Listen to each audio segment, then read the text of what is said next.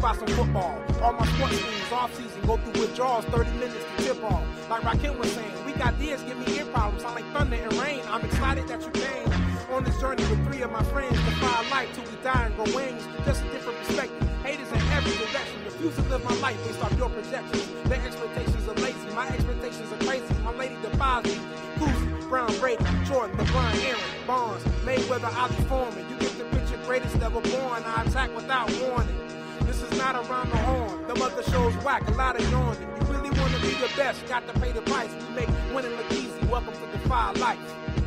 Defy Life.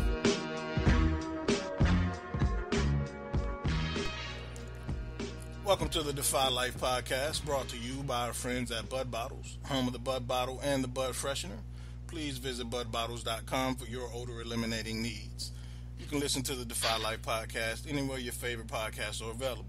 Spreaker, Stitcher, iTunes, YouTube, Spotify, iHeart, etc. You know where to go.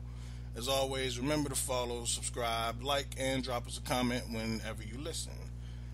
You can also follow us on our social media platforms at Go Defy Life. This is episode 73 of the Defy Life Podcast. I'm host J.R. Glymph, joined as always by my wonderful co-host. But before I get to y'all, I want to give another shout out. First of all, you, Keyonne Small. I know we don't say it enough, but that dope-ass intro, man, every time I listen to it when we get ready for a show, like shows coming on, it should get me hyped like I'm about to play a football game or something. So kudos to you. Thank you. True indeed. True indeed. And yo, I just realized that was Keyonne like 2 weeks ago. Like those of you who have just joined our listenership since we last talked about it, that is our very own Keyonne Small. So yeah, kudos to you. I hope y'all enjoy it. I've gotten so many comments on how fire that intro is. So just want to give you another shout out, sir. Thank you. No doubt. Dope. And so first of all, how are you today, sir? How are you, Keyonne? I'm good, man. I'm good. Just regular day, getting through it. How about you?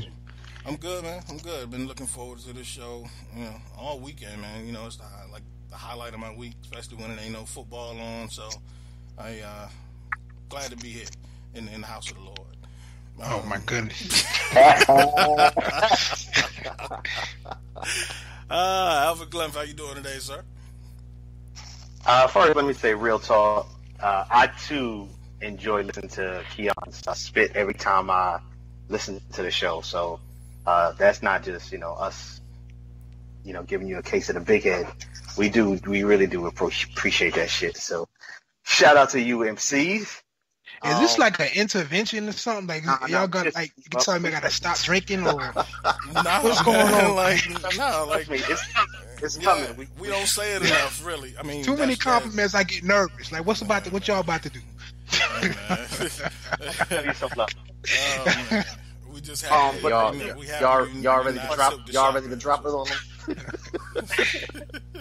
And stop drinking. I do want to counter a couple of rumors that are out there about me because I missed the last show. So I've been, people been on the street wondering why I wasn't on the show, and it wasn't because I was shooting a Nike ad with Kaepernick. That's not what happened. It's because I was letting somebody else win trivia last week. That's not what happened either. And it's not because my reception, my feed was so bad my last show. Like when I listened to the last show, like half the stuff I was saying couldn't come out because I was in a hotel in Athens, Georgia. So I didn't suspend myself for being a whack host and like not having a good feed. That wasn't it. It's not that I was pulling a Le'Veon Bell trying to hold out for more cash. I wasn't doing that either. I really was doing some work and trying to, step up at my job. So I just wanted to, fight down all the street committee rumors that was out there. And I'm glad to be back with you fellas. Missed y'all last week. All right, man, we missed you too. And Wendy Williams, you can stop the rumors. Cut it out. Alvin Glymph was not on a beach with Ariana Grande. He was actually. That was not me. That was not me. He was not the preacher at Aretha Franklin's wedding filling up Ariana Grande. That was he not was me. working. I've had a bald head like that before. got hair now, so that wow. wasn't. Oh man, well, welcome back, sir. We missed you as well, and 2-week-old trivia is no longer relevant. Thomas Stevens now holds your crown. Thomas Stevens, how you doing today, sir? Wow. Hey, who bears the crown burdens of heavy. That's Long live that's all I got to say. Hey, and I definitely want to big up Key, and I just want to let everyone know for the Fantasy Beast show, I'm working on a nursery rhyme for the intro for that. Right. Do not listen. Gerald must gonna do it. hey, no, you ain't peeped me. I said a nursery rhyme. Yeah. That kid has no ball. None. Yeah. Hey, no. Hey, I can talk. Little Yachty can do it. You can do better. Yeah. Hey, I can talk tough. Yeah. Yeah. Right. Right. Man. Well, speaking of Thomas Stevens rapping. Gerald Stevens, how you doing today, sir? We do not want to hear him rapping. We want to hear you.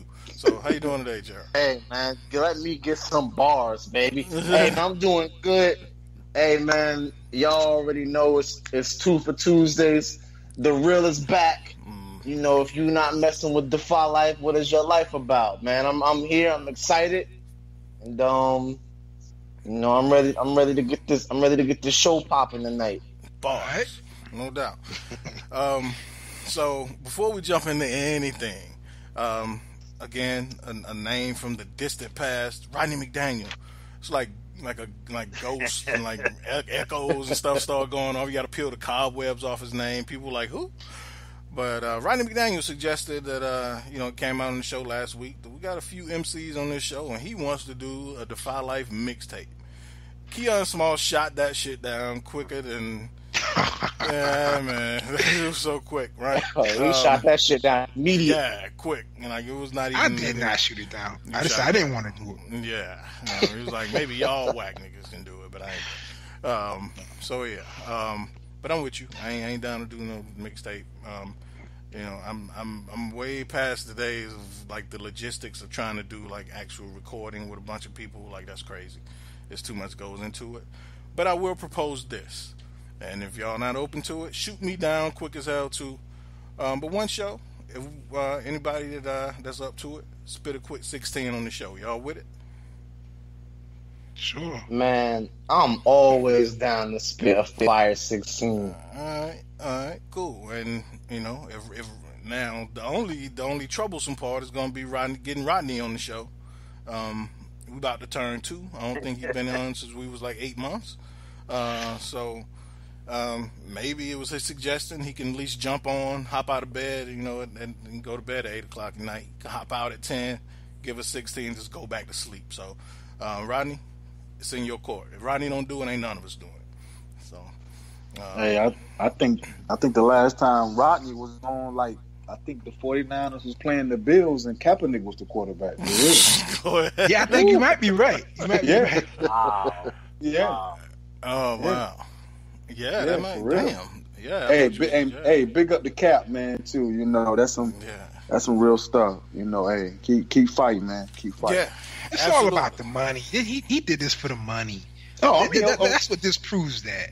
But I'm quoting Jason Whitlock right now. Oh, I mean, of course, Nike. Of course, there's a method to Nike's madness. But I think it just propelled the awareness of it though, because someone is standing behind him other than a few of us and him. You see what I'm saying? So I dig it. Well, say it one more time. I missed you. You said there's people standing between us. No. I said behind Cap. There's not out there standing by himself. Got it. Right. And a big, conglomerate like Nike. Yeah. But you mentioned that, Keyonne, it's all about the money. And I've heard that several times. Which brings me to ask this. Like, if you do something and you're being compensated for it, does that wipe away the sincerity of it? Well, Martin Luther King and Malcolm X wasn't doing it for money. Revolutionaries don't do. I'm literally quoting Jason Whitlock. This is he sent out a tweet where he said all of this. That's the argument. Martin Luther King didn't do it for money. I'm not paying Jason Whitlock any attention at all. Yeah, I mean, well, that's like he has a large following as well, or a platform, I should say. Both. Yeah, but I mean, so did David Koresh. So. Yeah. I mean, Whitlock's a jerk, man. So does fucking Mel Kiper. He knows nothing. He does. But Jason Whitlock aside, because Jason Whitlock has said some things I absolutely agree with, and I say that all the time. You talk enough, like what? You'll say something right. Like what? I've never heard anything I agree with him on. Shit, That's hard to put you on the spot. It's so far and few between. Yeah, I mean, I can't think of it. But I mean, there have been things like, give it nothing. Yeah. Tell him, Jake, tell him how much Mel knows. Money said Mel doesn't know anything. Tell him how much Mel knows. Mel Kiper Jr. About as much as my mailman. About as much as my neighbor. My neighbors. And my neighbor's a mailman. Fucking mailman. Yeah. You don't know shit. I guess platform is everything, right? Yeah, well, but that's. I mean, I'm real with that question, because I've heard so many people say it's all about the money. Nike paying him. He been on Nike payroll. So what? That don't mean because I'm sure. You mentioned Malcolm and Martin. That's not true. They got compensated for a lot of things they did. It's not like they went through their entire journey and never got compensated. Malcolm got paid for speeches. Martin got paid for public speeches. So. It's not. And that was 50 years ago. We ain't living in a totally different age. Yeah. And so it's like you want him to be poor, and then you can laugh at him for being poor or something. You know what I mean? You look at you see my man working at Trader Joe's. Mm-hmm. If they see Kaepernick working at Trader Joe's, then they'll be laughing at him. Yeah. But now he got millions. Well, he's doing it for the money. It's like you can't win for losing, I guess. Yeah, exactly. And that's my thing is people saying, "What did he sacrifice?" Nike's paying him. It was his career.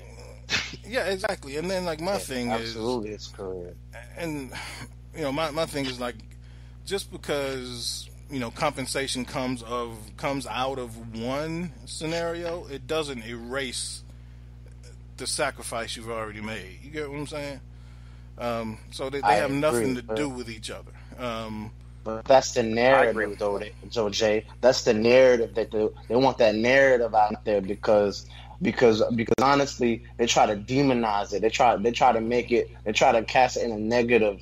They're trying to cast it in a negative light, but they run out of ammo. So now here they come with this bullshit of that wasn't really a sacrifice. Pat Tillman made a real sacrifice. Oh, I saw that too. They come in with this. They run it out of ammo because they realize that the game that they thought they were winning, they're actually not.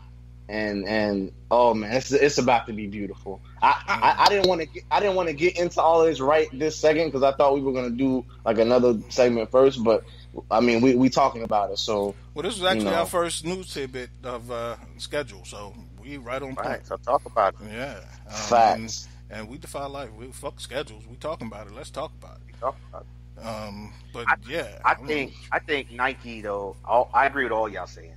But I also, except for one thing, and this is something Pooh said about Nike standing behind Kaepernick. Mm-hmm. To me, what's being over-exaggerated is this idea that they're putting his ad out is them being behind Kaepernick. They've given him a platform. They've put him out there with the campaign. But a lot of people have given him platforms and an opportunity to get his message out there.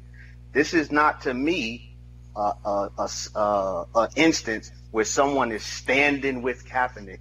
They're going to take some hits because people are going to step away. But like we've all said, that's minimal.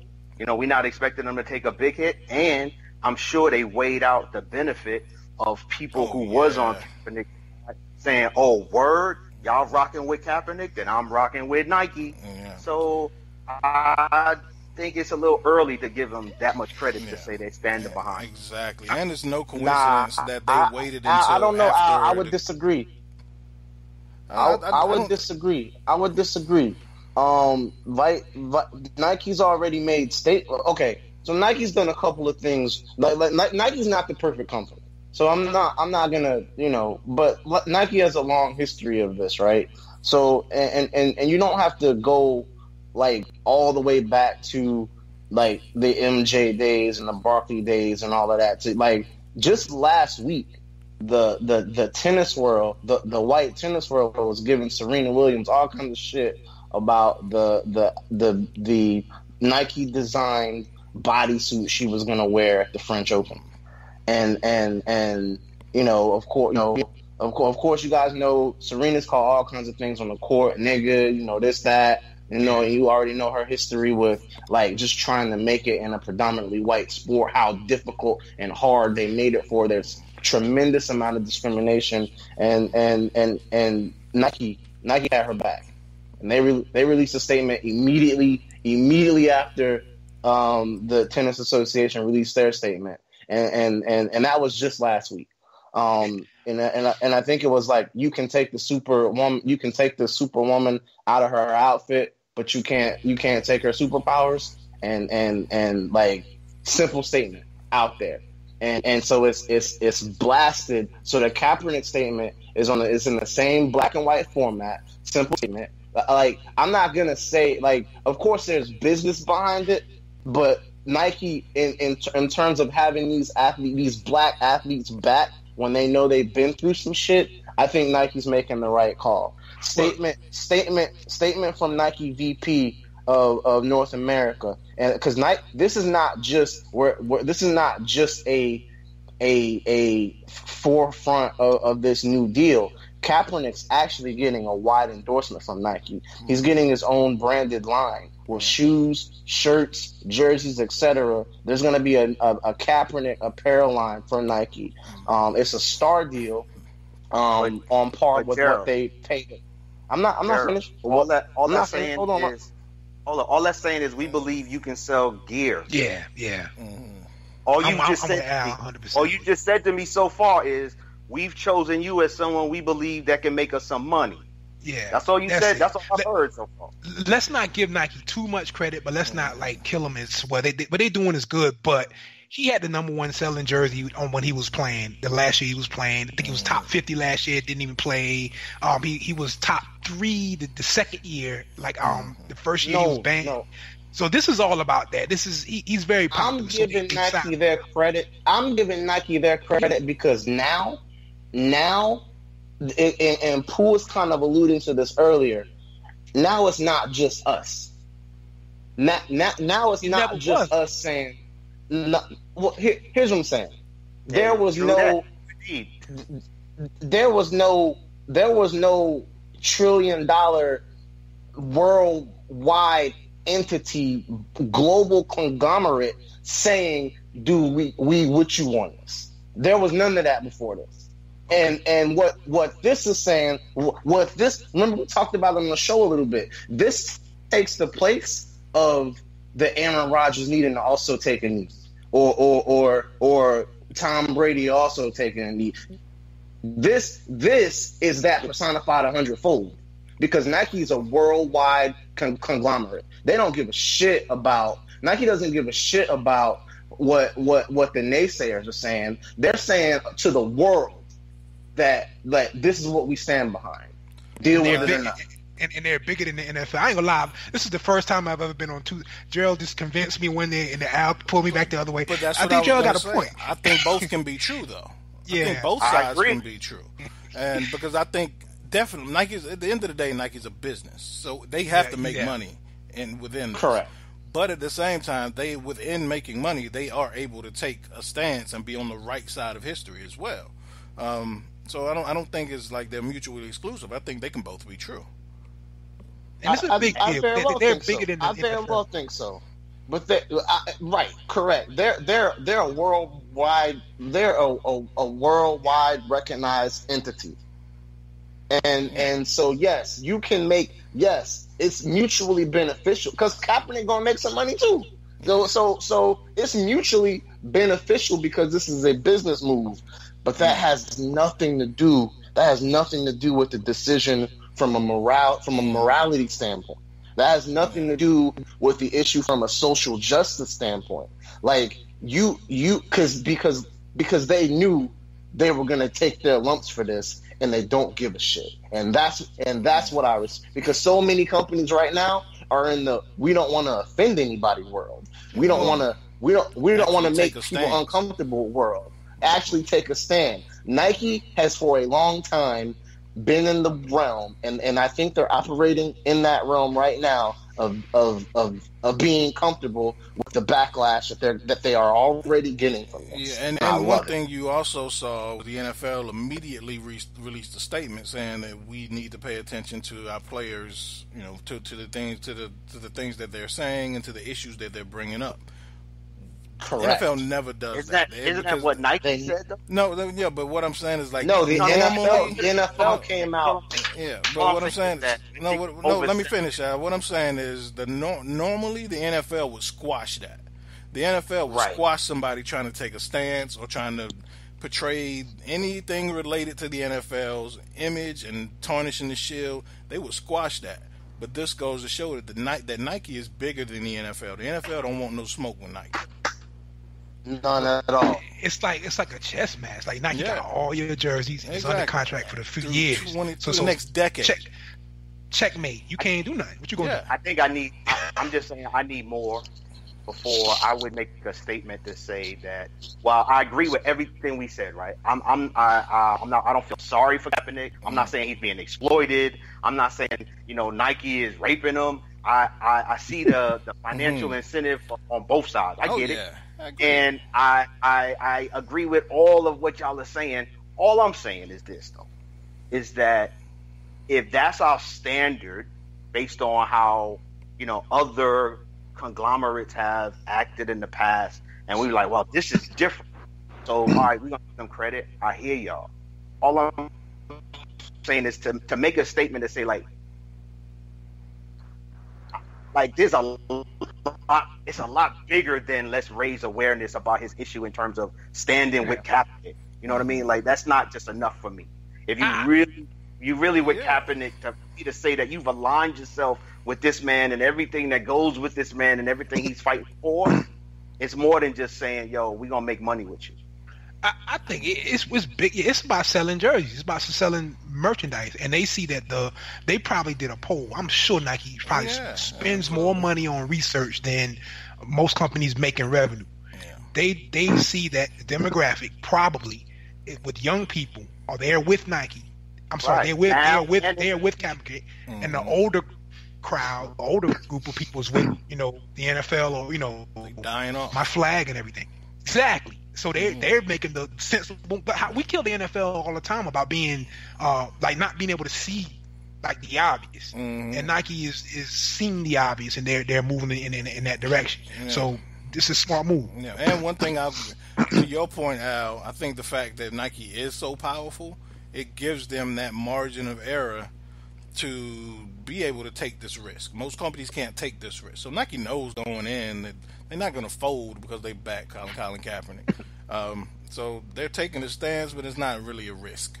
You get what I'm saying? Like, they'll recover if it doesn't work out. And my only regret is that Colin Kaepernick did not endorse Mountain Dew, Skoal tobacco, and Confederate flags, because we can get rid of all that shit and people can start. That'll be crazy. That's dope. Yeah. And but then he'll lose all his power. Nah, no, I was joking. But if that would be crazy if Colin Kaepernick came out endorsing Confederate flags, and folks would lose their mind. But it's crazy to me because all these same people burning their Nike socks, cutting their Nike logos out of their shorts, are the same dudes who were boycotting the NFL before and that's commenting on every NFL article. How are you boycotting for the last 2 years and you still popping up on every article saying you boycotting again? You're not boycotting if you're showing up saying you boycotting. And one thing I noticed, I did not see one. I looked for a few of these videos. I didn't see one $250 pair of LeBrons. No. All of Nikes I saw were old and dusty. Yeah, they was from Marshalls and Ross. I'm real talking. Yeah, absolutely. The people that's spending that money, but us, we ain't boycotting. Yeah, we ain't boycotting. We look, man. The risk, I respect it so much because that's the domino that we needed. We need that domino to fall. We needed for someone to take that stand. I'm not complaining at all that it was Nike. Like I don't care who it was. I'm glad it was someone. So we can finally actually move the needle more on the issue. So we can actually move the needle more on some action because, like I said, Jay, you already mentioned Nike made their statement. By noon, the NFL had a statement out, like it almost completely reversing the shit that they've been on for the last 2 years. Exactly. You know, so to me, that's not true. What's not true? Yeah, that statement is not different from what the NFL has been saying. They put money behind people's social issues. They put millions of dollars. They gave players who wanted to rock with them, they gave them money to help. They've like, when I saw this statement, it was consistent with some of the rhetoric coming out of the NFL. That's why when y'all said that earlier, I was like, but they've said that already. This, to me, it wasn't now they gonna be different. This is the same. The NFL has said, these issues, they should be paid attention to. They've said that throughout all of this. But what I'm saying in that statement, it didn't come independently. It came in like, oh shit, we better say something. So Nike don't think we're going against what they saying. So it didn't come as like a y'all shut up and be quiet, Negroes. We're gonna give y'all some money. It came as it came more across like as oh shit, we got to say something because Nike's involved. It's like they don't have to say nothing. They just put them on a team. Like, they don't have to say nothing. The NFL don't have to release no statements. The obvious thing they won't do. They won't do it, but what also I think this shows is that they could have been put him on the team, and this shit would have went away because the vocal minority of the people that are screaming, "Oh, Colin Kaepernick," this kind of like they're so.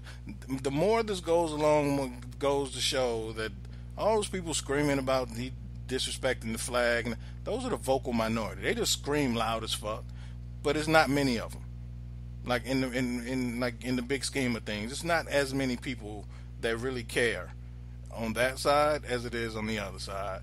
I tell you this, Jay, and I saw this during the Atlanta's cheating scandal.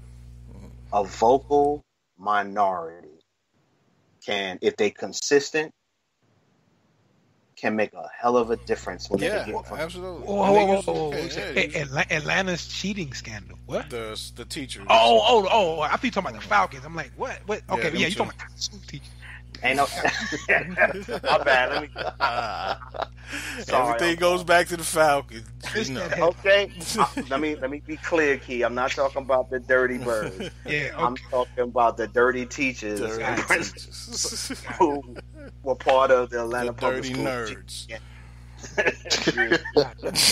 And it all started with a small group of people consistently every month coming to a school board meeting saying, yo, that's not right, that's not right, that's not right. And the media and the Atlanta Journal-Constitution writing, and it just build and build and build. So I was just saying that they can be real powerful when consistent. Yeah, they can be. Yeah, depending on who they are. I believe part of the vocal minorities is them, the owners. You know what I mean? Absolutely.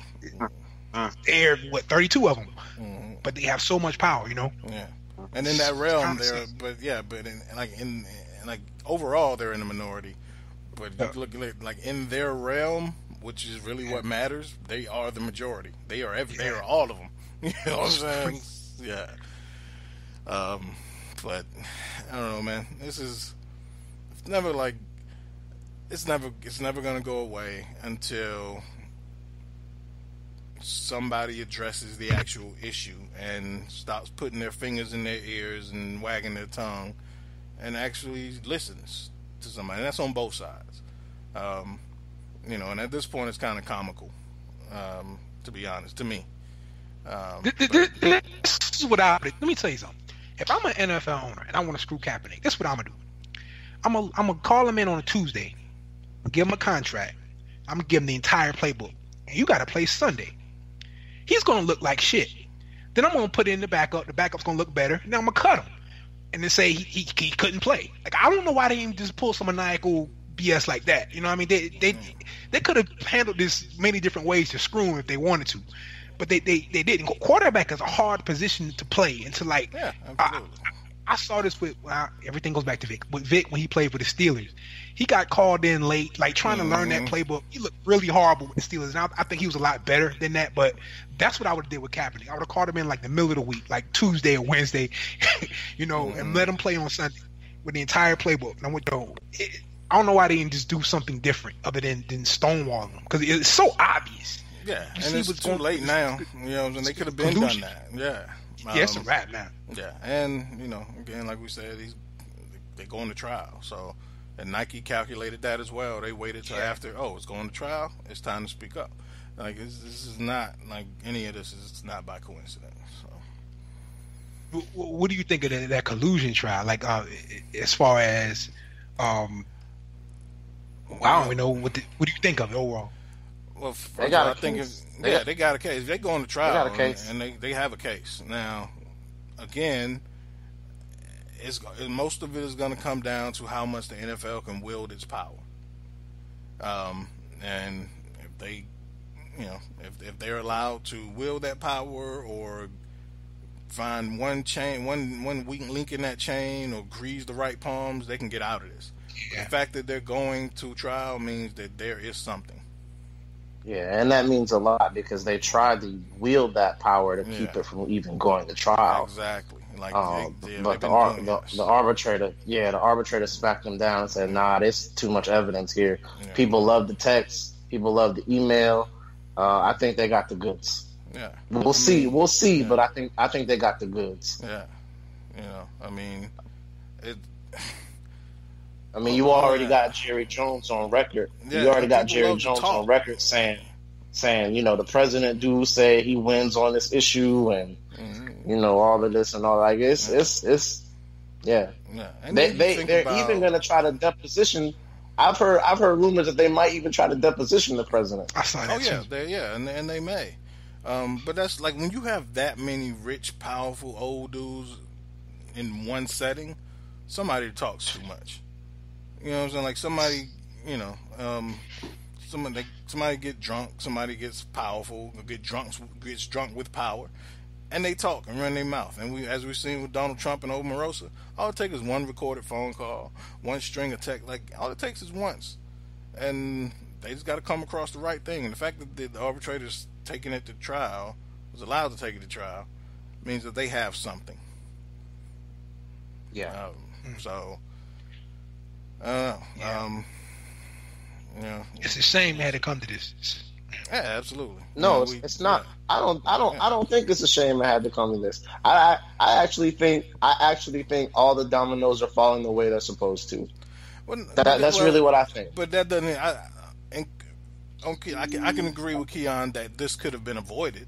That's what I'm saying. Yeah, like if they would have if the Texans would have signed Colin Kaepernick 2 years ago and played him in the playoffs against the Patriots, and they lost that game, which they probably would have lost. But I say probably they could have won. They would have had a better chance.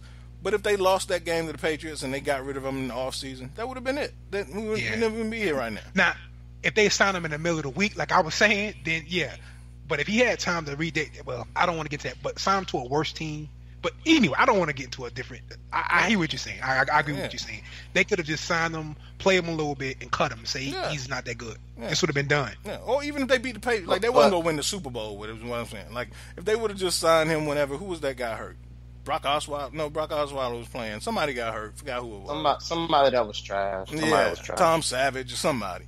But if they would have signed Colin Kaepernick, put him in there, let him go in for the playoff run, and they lost in the divisional round or whatever.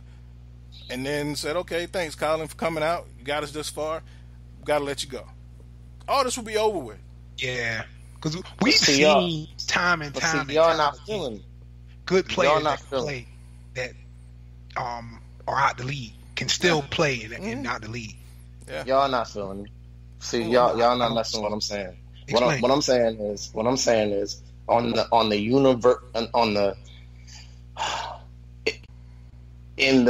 President Obama used to always talk about the arc of justice and the arc of like and how it bends slowly. Like in the grand fight, in the grand scheme of things, I believe that everything is working out just the way it's supposed to.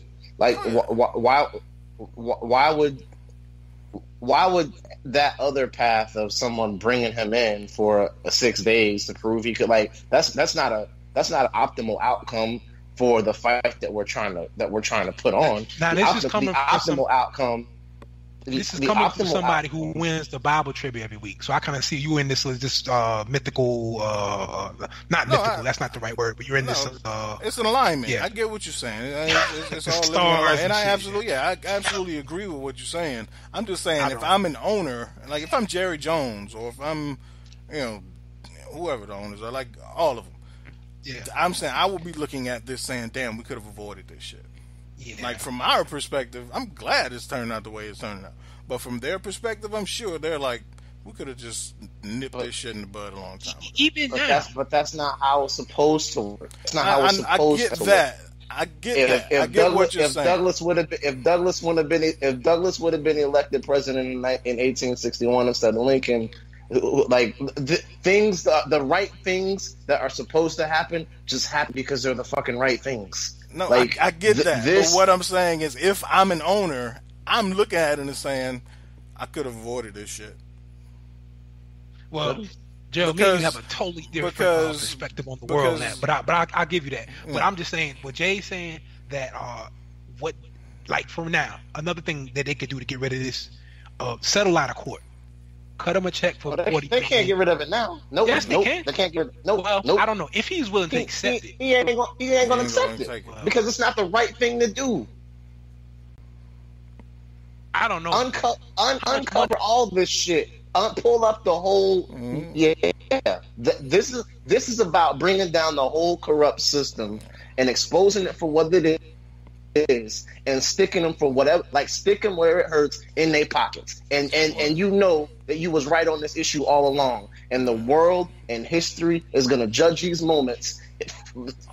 40 years from now, Colin Kaepernick will be the next Muhammad Ali. Hold on. Let me put some facts out now. Hold on, Gerald. You getting warm now. Hold on, brother. If he wins this collusion thing, all he's going to get is some money. He's going to get somewhere around. I've done a lot of reading. I wrote an article on it. I read a lot to write that article. It's something like $30 million is what he'll get, and then it's like wash your hands done. If they can prove that 14 of the owners were colluding, which I think is going to be damn near impossible to prove, 14, then they can get the whole collective bargaining agreement tossed out, which ends in 2020. I don't think they're going to be able to do that, but let's say they do. The best case scenario is he's going to walk away with probably $30 to $40 million, and there's a calculation behind that number. And then the collective bargaining is started over instead of 2 years from now. That's it. It's not going to be like, slaves are free or anything like that. It's not that. You see what I'm saying? That's what I'm saying. If they were to offer him more money, what you think. But that's what you think. No, I'm telling you, this is you only looking at this from the standpoint of Colin Kaepernick in his pockets. I'm looking at this from a social justice, analysis standpoint of like what this type of exposure and win and will do for people that are on every side of this debate. Because I don't understand that. So the whole thing. The whole kit and caboodle is about social injustice and police brutality against minorities. So I don't think Colin's got this whole. No, this isn't about hate. This isn't about hate. It's not about hate at all. So Colin's gonna be off doing his thing to prove that they tried to screw him over on his career and contract and all of that. Yeah. But at the same time, we can't let them forget what this issue really is. What this issue and we're not going to. So what I'm saying goes back to my statement about Nike and everything. What I'm saying is all of this is the wheels of right versus wrong grinding. I don't see it. You see it. That's how I use the bro. wrong word when I say hate. I don't think the NFL wants innocent people to get gunned down. They just don't want they were trying to make money, and they don't. To Al keeps point, he keeps saying about they just want to make money and they want to be good to their their people that give them money, their investors or whatever. They don't really care one way or another, I don't think. But Colin Kaepernick is standing. Yeah, but Colin Kaepernick is standing for something bigger. But this collusion case isn't going to make that any more valid. You know what I'm saying? If he lost it, it wouldn't make it any less valid. He could very well lose this collusion case as well. It's not going to stop anything he got going. So I don't really see it the way you're seeing. Like it's this big moment where the oceans are opening up and whatnot. It's really about money. That is about money. I mean, real talk. That collusion suit is about money. And Constantine just wanted to unify his kingdom. He didn't know he was making religion a whole real thing for the world. Like, so what I'm telling you is in the grand scheme of things, in the fight for social justice for our people, these are going to be big moments. No matter what any one individual is trying to do or what they intend to do, these moments are going to go down in history like the Voting Rights Act and the Civil Rights Acts and that's what I'm telling you. That's what I'm telling you. I damn sure hope so, because in the meanwhile, there's a 15-year-old in Kansas City who was held in jail for 2 weeks while the police just sat there and ignored evidence. Like, how you hold a 15-year-old? Like, they ask why these players kneel, why Colin Kaepernick speaking out, like, why this whole, like, they ask why, and then they say it's, you're making this stuff up, or they don't even know why they're kneeling. But yet things like this are going on. So this is what kills me. Like so there's a 15-year-old named Tyree Bell in Kansas City who's literally held in jail for weeks while police ignored evidence and just left him there. Like, that is crazy. And so, Al, I heard you chime in. So, like, these are the reasons we like people kneel and speak out. And Pooh, I know you've heard this before, is, one of my favorite quotes of all time is when, Tupac saying, if I'm in a building and I walk by a room and I see these people having a party and I knock on the door and they open the door and, they throwing food around and they eating and throwing drinks and popping champagne, and I say, I'm hungry, can I get a sandwich? And they say, we ain't got none. And I look past the dude and we ain't got no food, and they throwing food around everywhere. So I come back again and I bang a little harder and they come to the door and I say, yo, I'm hungry, can I get a sandwich? And they say, we ain't got none. And they still throwing around food. Later I come back again, I'm kicking that motherfucker down eventually. And instead of, we shall overcome, it's going to come, it's going to become boom, boom, boom, open the door, give me some food. Yeah. You know what I'm saying? Like, eventually when things like this continue to happen, you stop marching and you stop knocking, you kick the motherfucking doors down. So meanwhile, while all these people are saying, making jest of Colin Kaepernick and Malcolm Jenkins and all these other players and saying they don't know what they're speaking about and they, why don't they get involved in their communities? Meanwhile, they are, and they're making jest of the whole thing. Things like this continue to happen, and this is what pisses me off. Yeah, and we see it all the time. I mean, we with you, bruh. And I mean, a couple of weeks ago when that chump from Florida was talking about, you treat me like I'm black or whatever, and we got into a part of the show where we was, really trying to help people understand why, being black ain't nothing to joke about, right? Mm. I think even Gerald talked about the fear of being, when you get pulled over, right? And it's because of not even fairy tales or myths or things you heard of or once. Like, these things happen, and they happen too often.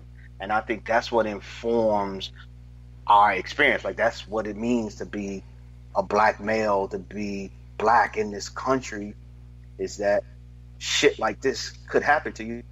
And even if it doesn't happen to you, the sheer fact that you have to live with the possibility that, this might happen to you is like a psychosis in itself. And it's kind of crazy to know that we got to live like this, but it's because, like, when I hadn't heard of it till you mentioned it as, what we're going to talk about tonight. But when I did the research, my lip hit the ground, man. It's just, amazing what continues to happen in this country. It's just amazing, but not really. It's because so many people have been able to ignore it, and when they're faced with it, then here comes the fake outrage. You know, and like the fake outrage of like, well, this is the stupidest shit I've heard, but this is the argument that I get. How come you're not so mad about black on black crimes in Chicago, but you're mad about so first of all, if you just want, so first of all, those communities and those leaders, national leaders, are always in Chicago, and always like there are fights going on to try to stop that violence. And but when you segregate those communities, and when you so people don't understand that there is a systemic system of racism and disenfranchised system on a socio-economical level in many, many parts of the country. So they don't understand, and they don't understand how all of that affects what happens in all of our communities sometimes. So, but that's only the baseline point. The fact of the matter is, I kind of expect gangbangers to gangbang. I don't expect the police to gangbang. You know, like so. When I call the cops or it's cops in my presence, I'm supposed to feel safe. I'm like.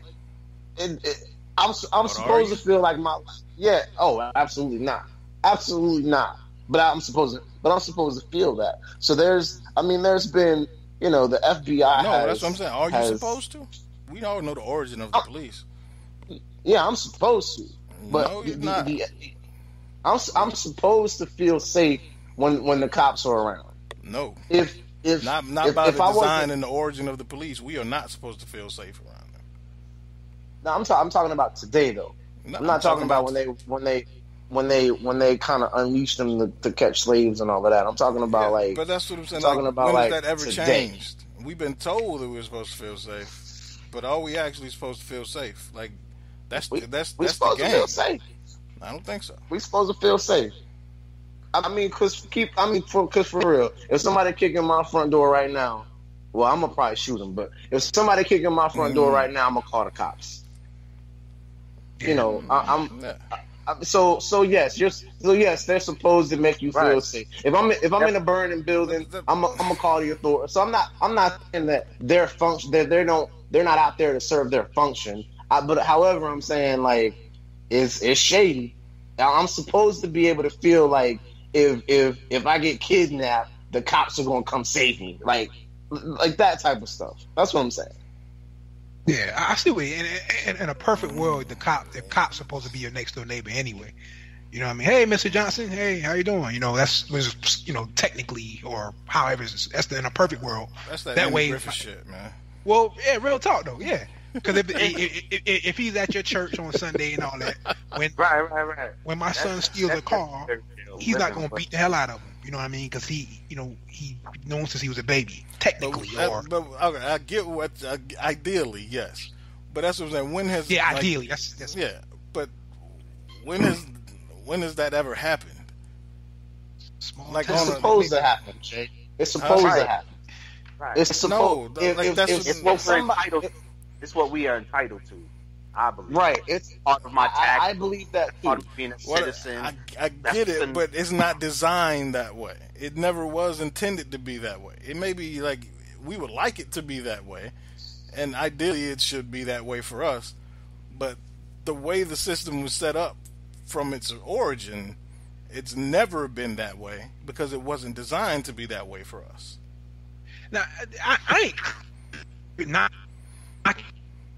like in cities like New York or like LA, it's totally different. Like in LA, cops, like I think there's no policeman ever been arrested in the past 20 years. Mm-hmm. But we've had policemen kill people, like literally, and they were wrong and they pay out the money, which that money comes directly from the community, which is a whole nother kind of issue. You pay taxes, that tax dollars goes into a fund. Exactly. So if the police kill somebody and you sue, you get that money. Like that's crazy. Yeah.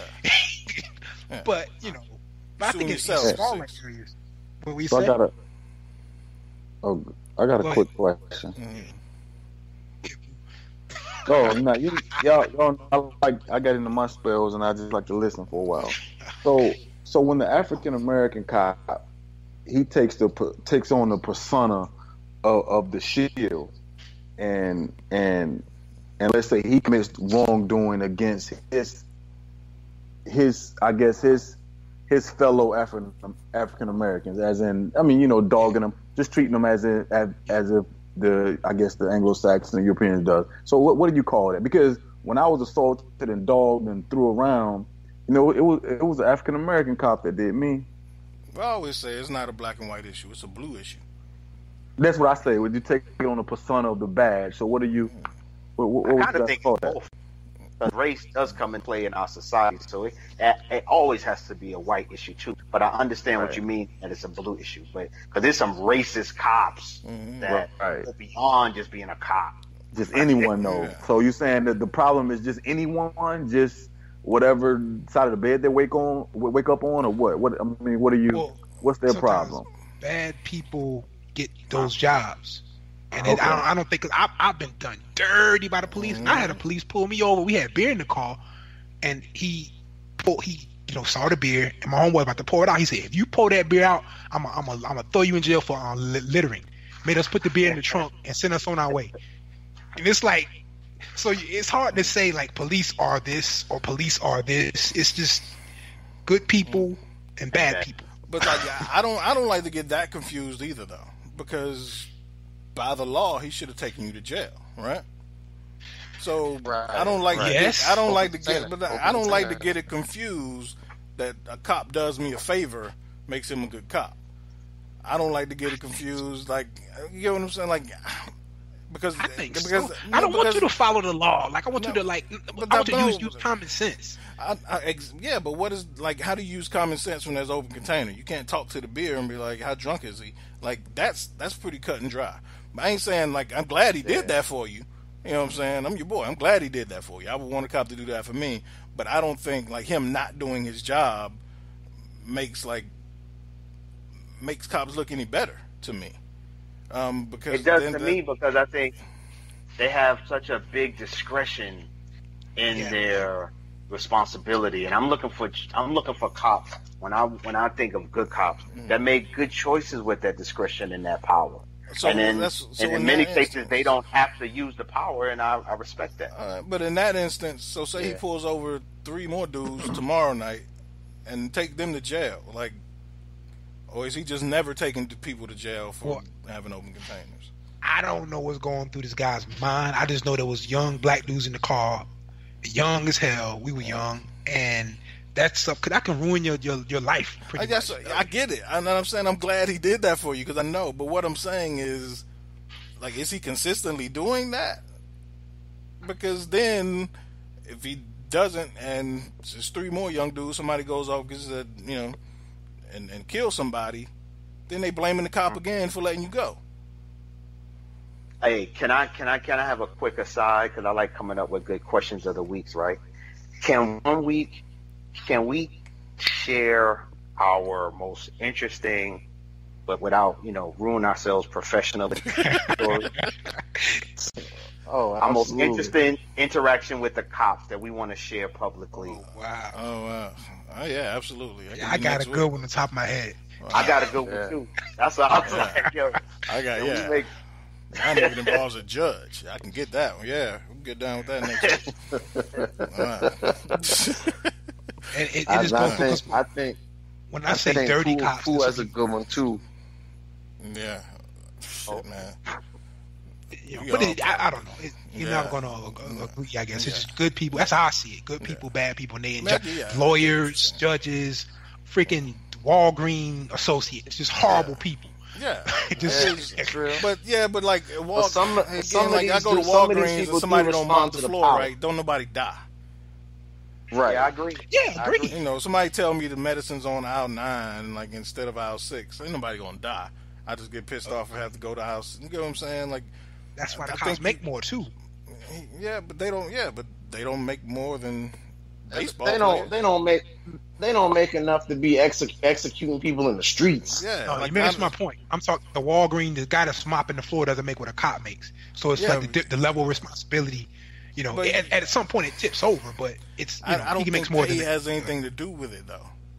No, like, me either. Not in that regard. Like, because ain't nobody draft cops into becoming cops. They chose those jobs, first of all.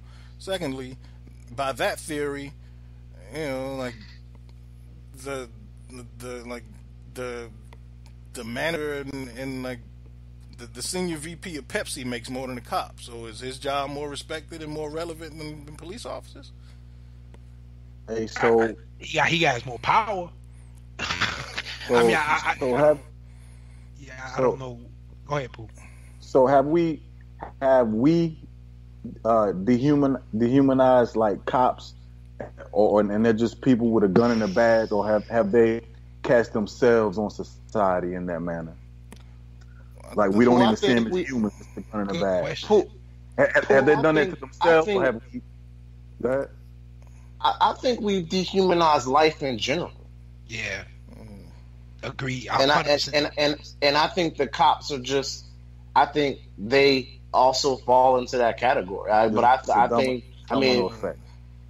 think you just see that in our country. You just see that out in our country on the streets where we just don't respect life, dude. Like people in our country just kill you for whatever reason. Like, you know, like European countries and stuff, man, they have like 8-9 murders a year.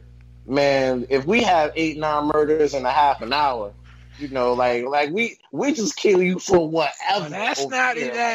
Let me hold. That's not. I think it was London beat New York in murders last year. I got to Google this real quick, but they did it how? With knives.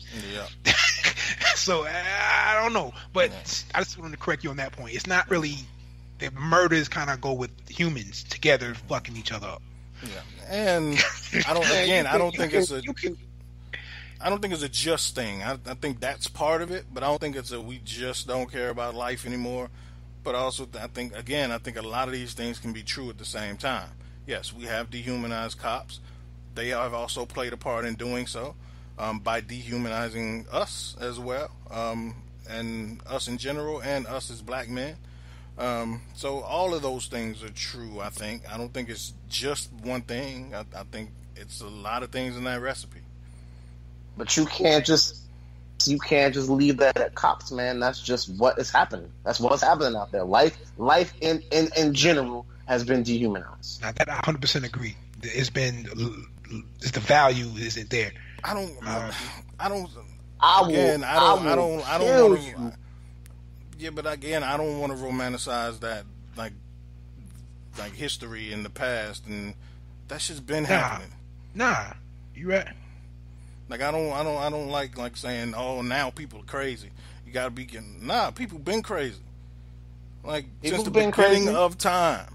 Like read the Bible. People been crazy. Like, yeah, you know, like this shit is not new, so it's not like this evolution. People been crazy. Yeah, and like. Again, like it's more documented, it's probably just easier for us to. It's like there's so many ways we can kill each other now. Yeah, and that's what I'm saying. We have more access to things. You know, there are more peoples, and there are more peoples. So we're bigger crowds and more access of ways to kill people. You know, more events where you can get large gatherings that have these bigger headlines. So I think, but I mean. We've been going to war over nothing forever, and killing people over nothing. This goes to one of our big arguments. I think that we are in a safer time now than we've ever been, though. And you disagree, but I think like you go like ancient history, you look at like some of these crazy generals, the shit they was doing, and bro, it's like everything's spoken for right now. Basically, I'm speaking totally macro view now. Like America, everything's spoken for. The land is all spoken for. Yeah. Everybody got these cities, you know. It's pretty relatively calm generally. You know what I mean? When you get down into the weeds, it gets a little messy. But I think we're in a safer time now than we've ever been. Like then that devolves into another conversation. Worldwide, yeah. that can go into so many. Of course. And because there are different ways now, like Money just said, there's so many other ways, like to kill somebody, not even directly, but like you look back, like in times like you're saying, like years ago with crazy generals and decades ago and centuries ago, but they wasn't drinking Pepsi and eating McDonald's either. So, like, there's other ways that we are in more danger than people were. But you get what I'm saying? Like, there's other ways they're killing us. I'm talking about war, but yeah. And none of that shit's by accident. You get what I'm saying? So, that's just a way, like, to the left conversation. But I get what you're saying. Yeah, same here. I see. Brendan. But that's even that makes my statement true. We have just devalued life in general. Yeah, I agree with you. I agree. Well, do I agree? What has it always been devalued? I guess is what Jay's saying. No, because there's systemic ways to population, like Jay was just talking like that, like healthcare and nourishment and food and countries having famines and we just life in general is just like those those couple 100,000 a couple 100,000 people die for no water from malaria. But in like the 1400s, we would just go in and like take over your city and kill everybody but the women and children. And Attila the Hun. Yeah, like he killed everything. That was population control back then. He ain't I ain't got Big Macs. I got big sticks. He's gonna kill this. It's just like different way. I got big swords. For real. Bottom line, there's been evil people. Exactly. Gerald, one thing though, when you say devalue, you gotta point to a time. You gotta answer. Think about it. When was it valued though? You know. Mm-hmm. In order to be devalued, there had to be a time when it was valued. Making America great again. Yeah. MAGA, baby. I love these news tidbits. They're always so lighthearted. Gotta love them. So lighthearted, man. Never deep. Yeah. On to some listener questions. I love our listeners, man. They always bring us back to some high notes. At least they do usually, because apparently Rob from Baltimore wants to talk about the Cleveland Browns. That ain't a high note. At least not traditionally. But Rob wants to know, y'all, are the Cleveland Browns really going to be good this year? Legit question. If you, for one, looking at our pick coming in for this week, for week one, and for what everybody seems to think the Browns are going to be in playoff contention. Thomas Stevens, I'll start with you. Are the Browns really going to be that good this year? Yes, I'm totally sold. I'm sold on the Browns. I think they're going to be extremely solid on D if they can bat some passes down. I mean, they were top 5 against the run last year. I think they gave up 76, 78 yards a game on the ground. They were excellent on the ground. Their front seven became better, So if they can play any type of pass defense with that, took Ward, in the first round, and Jabril Peppers, he's a year older. So offensively, I mean, weapons all up and down the field. You have to defend every blade of grass. I hate to say it, Jay. I think they're going to start off the season 1-0. I agree. You really hate to say it. I have them pick when they're opening games. I mean, that wouldn't shock me. Just because the Browns play us tough when they suck anyway. It's a division game. They always play us tough, but I don't know. It's kind of like I always say with Tom Brady, Adrian Peterson. Like the Browns are the Browns until they not, to me, right? And I just think it's tough to just flip that switch and go from being 0-16 to being a playoff contender. Like that's crazy to me. I think I'm not going to disagree. Bill Parcells did it, but yeah, you are correct. That's the Rams did it. They're not 0-16. It was 1-15. Nah, they were like 3. They had won like 2-3 games. That's the no. What I'm saying is going 3-13 is a world away from going 0-16. Well, 1-15. What is that? What is 1-15 on your scale? Is that a whole different? Like 1-15.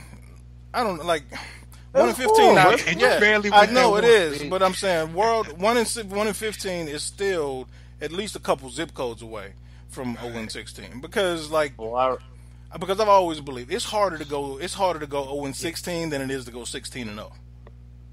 In the NFL, it's hard not to win games. Yeah, it is. You got to be atrocious, and not just like talent wise.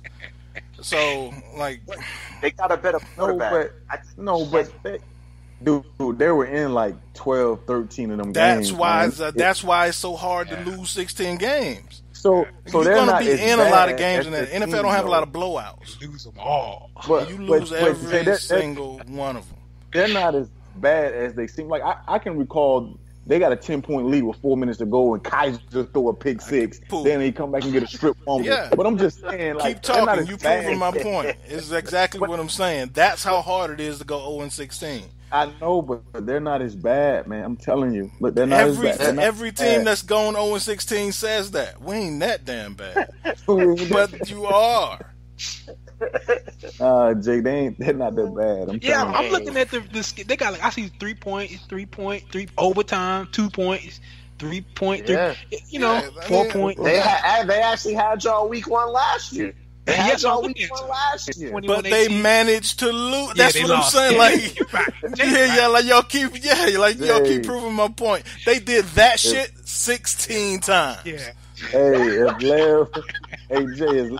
if Lev don't go, Jay, they gonna win. If Lev don't go, they gonna win, man. You obviously haven't seen James Conner play, and I'm gonna leave it at that. I've seen him play, but he ain't out there split and running the dig route and all that. Actually, yes, he is. You haven't seen James Conner play. Yeah, he don't look like that. I ain't saying he's Le'Veon Bell. Nobody's Le'Veon Bell. But I know Conner though. He's from the ACC. I know Conner.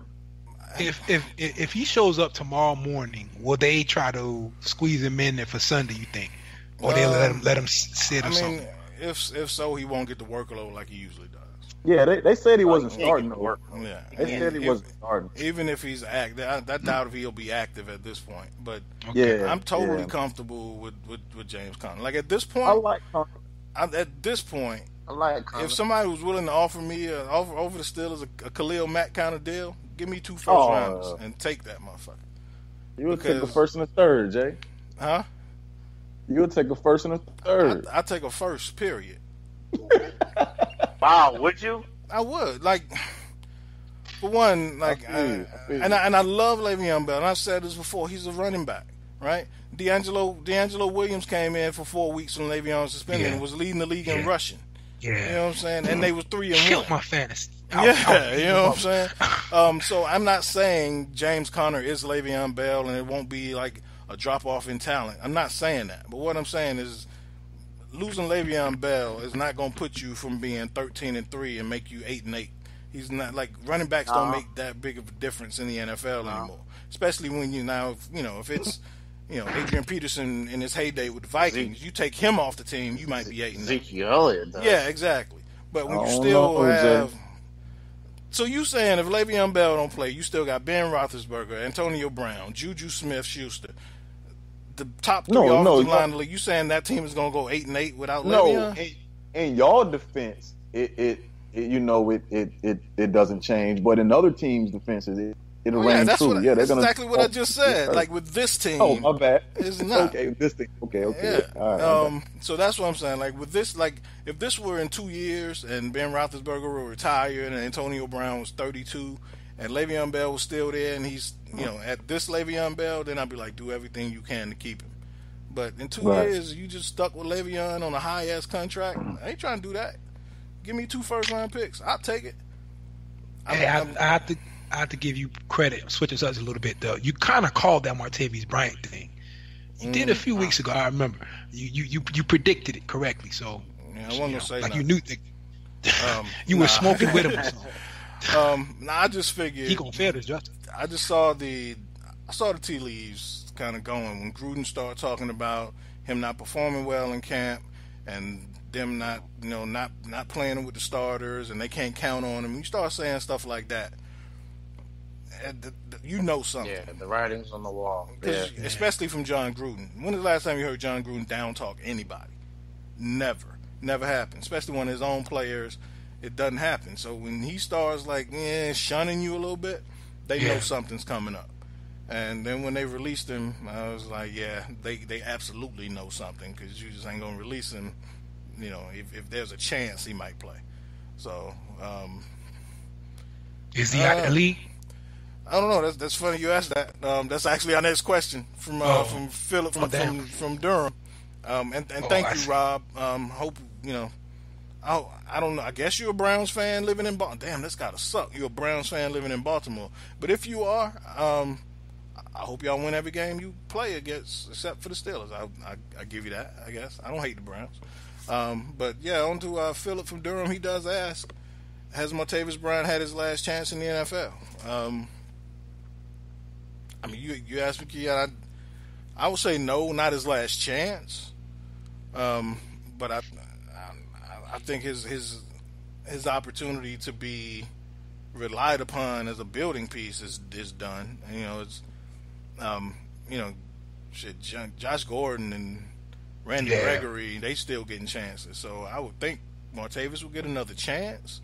But it would definitely, only difference in him and those other two guys is that their original teams kind of held on to them and, stuck with them.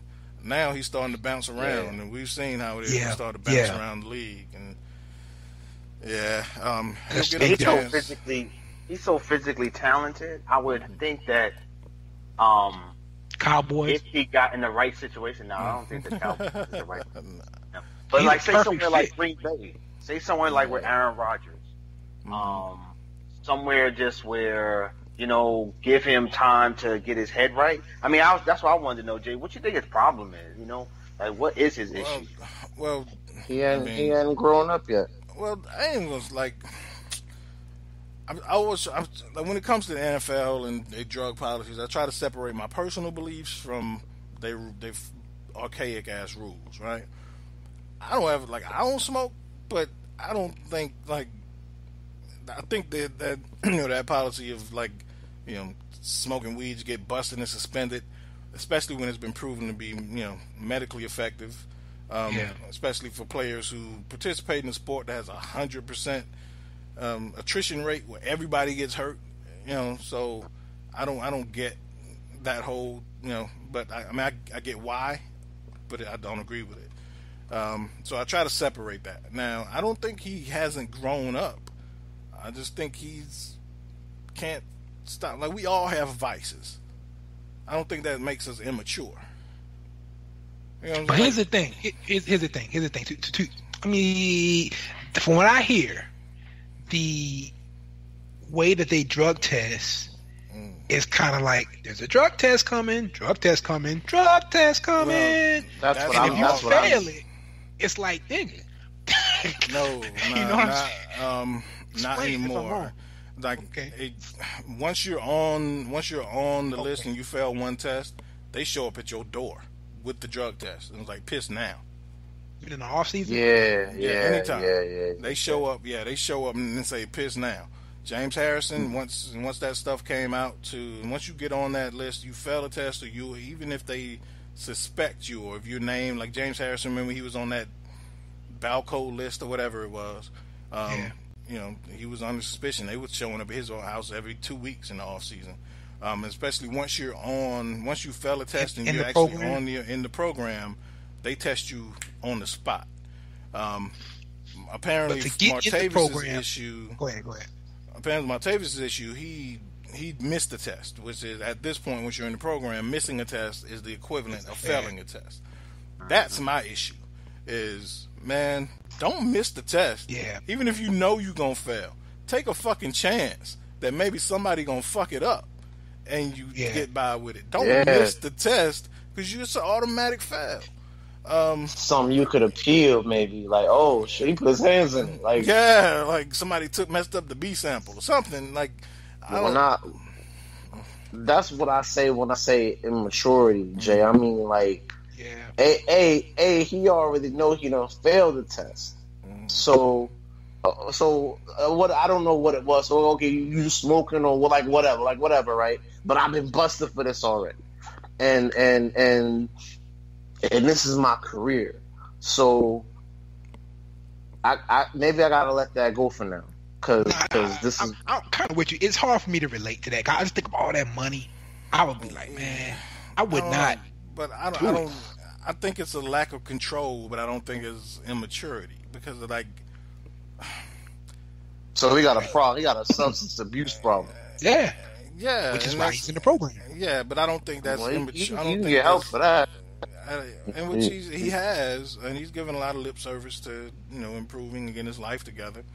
But like to me, like whenever, and I don't know why. To me, it's always weed. When somebody says, he's immature, he's a knucklehead, he smokes weed. Like I don't get that. But if somebody has like a fucking, it's crazy as it sounds. Yeah, with pain pills. Like Brett Favre didn't get called immature and a knucklehead. You know what I'm saying? Even stuff as crazy as like porn addiction. People don't say, he's immature, he's got an addiction. Yeah. Nah, but for weed, I don't know why. Yeah. There's something about weed that everybody always equates to like immaturity. When no, he just can't stop smoking weed. He ain't immature. He just can't control it. So like, because to me, like the man has 3 kids. He's a good father. From all accounts, like it's not like his life is in shambles. He just can't stop smoking. Right. I agree. I think right now you can't be a weed head in the league. Weed shouldn't be on the list, basically, right? That's why. I don't think so. That's how I feel too. I think it should be legalized nationwide, but that's a whole another conversation. Yeah, exactly. And then would nobody get in trouble for it? No, I think Brian's done. I think he's done in the league. I think the Bears might need a receiver next year. See, here's the thing. Nah, I need one too. I was already looking at his skills when he came back, and he's not like a hands catcher, and no, he's not. Everything got to be out in front, or he got to be a body catch. And I watched him, man, because he just wasn't playing well at all, and Juju just squeezed in there, and he couldn't get Juju out. He didn't look like the Martavis Bryant of old until like late in the season. Right. And after 25. Which you're going to always go back to because they're going to be like, shit, he just took a year off. It's going to take him a while to get adjusted. Right. But then he starts tearing it up again, and now he gets suspended again, and now we got to start that cycle all the way over. But it's always going to be, and we talk about this all the time, especially me and you, Keyonne. There's always a coach or a GM or somebody out there with an ego big enough to say, I can fix this kid. But he's going to help us. Here's the thing. I'm just confused at Al when you say no, not the Cowboys. That seems the perfect Cowboy kind of fit. Like we gonna make this work, or you know what I mean? They need a wide receiver. Here we come. So what? He's done for 4 games. How does this work? No, if he gone now, I think he's done for a season. Well, he was already done for a season before. At this point, it would be indefinite. He'll be on the Josh Gordon list. Like after a year, you can reapply, but there's no guarantee you're gonna get his. You have to approve you to come back. So it's indefinite at this point. And to me, I don't think. I mean, he's very, very talented, very, very fast, but I don't even think he's half the receiver that Blackman was. Blackman that was in Jackson. I don't know. Yeah, I mean Blackman was. I like that, man. And so I like Blackman. Blackman was a better receiver. Martavis and they didn't even think about more. Yeah, because Blackman got fat and out of shape. Like, he didn't even try to, like, Blackman, he was out of shape and fat, still drinking, getting DUIs and shit. Like, I mean, that's going to be the biggest part of it is whether Martavis does what's necessary to come back. His body, okay. And not even just his body, but, like actually being consistent in rehab and getting, following the protocols as far as having a support system and being on schedule, like those things. Like, I actually read up on I just deviate 1 second, Key, before you get that out. I actually read up on the thing with Josh. It wasn't like he went AWOL. He was in a program that was mandated by the league that it was some type of awareness and mental health where he go to get a sobriety retreat before the season begins. So that was mandated by the league. So this time. So they made it seem like he went. Writers made it seem like he went AWOL. They don't know what's going on, and Josh could be falling down the same trail again. But that was part of his treatment. He took himself out like right before the season. Like it's a different kind of thing on him. But what I'm just saying, I'm agreeing with Pooh now. Cause he's 26. He's about to be 27. So he done with the league. He'll be 27. Well, he'll be 28. Then you say he's not automatically in. He got to show he's doing all the right thing. And that's kind of rough, man. You knocking on 30 receiver. Yeah, man. That's an uphill battle. Calling his ass immature. You got to be able to overcome, man. These dudes, man, it's not a big window. It's not a big window. Yeah. You got to be able to do what you got to do for the second stanza of your life, man. I can smoke like hell after I'm 30. Yeah. But from when I'm 21 to 29 and I'm able to play in this league, shit, I'm about to I don't know. I'm about to get this bad. That's different than, like, if he was out getting arrested and doing all kind of dumb shit, like, I would call that immature. Like, I just think he can't control his substance issues. Like, because if this wasn't weed, you wouldn't be saying immature. Like, if he had a pain pill addiction, you'd be saying, man, feel bad for that kid. Yeah, like, it's weed, right, so everybody thinks, man, just stop smoking. Like, I don't think it's immature because like I said, every other part of his. But that's what I'm saying is everybody. It's easy, exactly, and everybody has a vice. Really is, though. Like, I mean, from my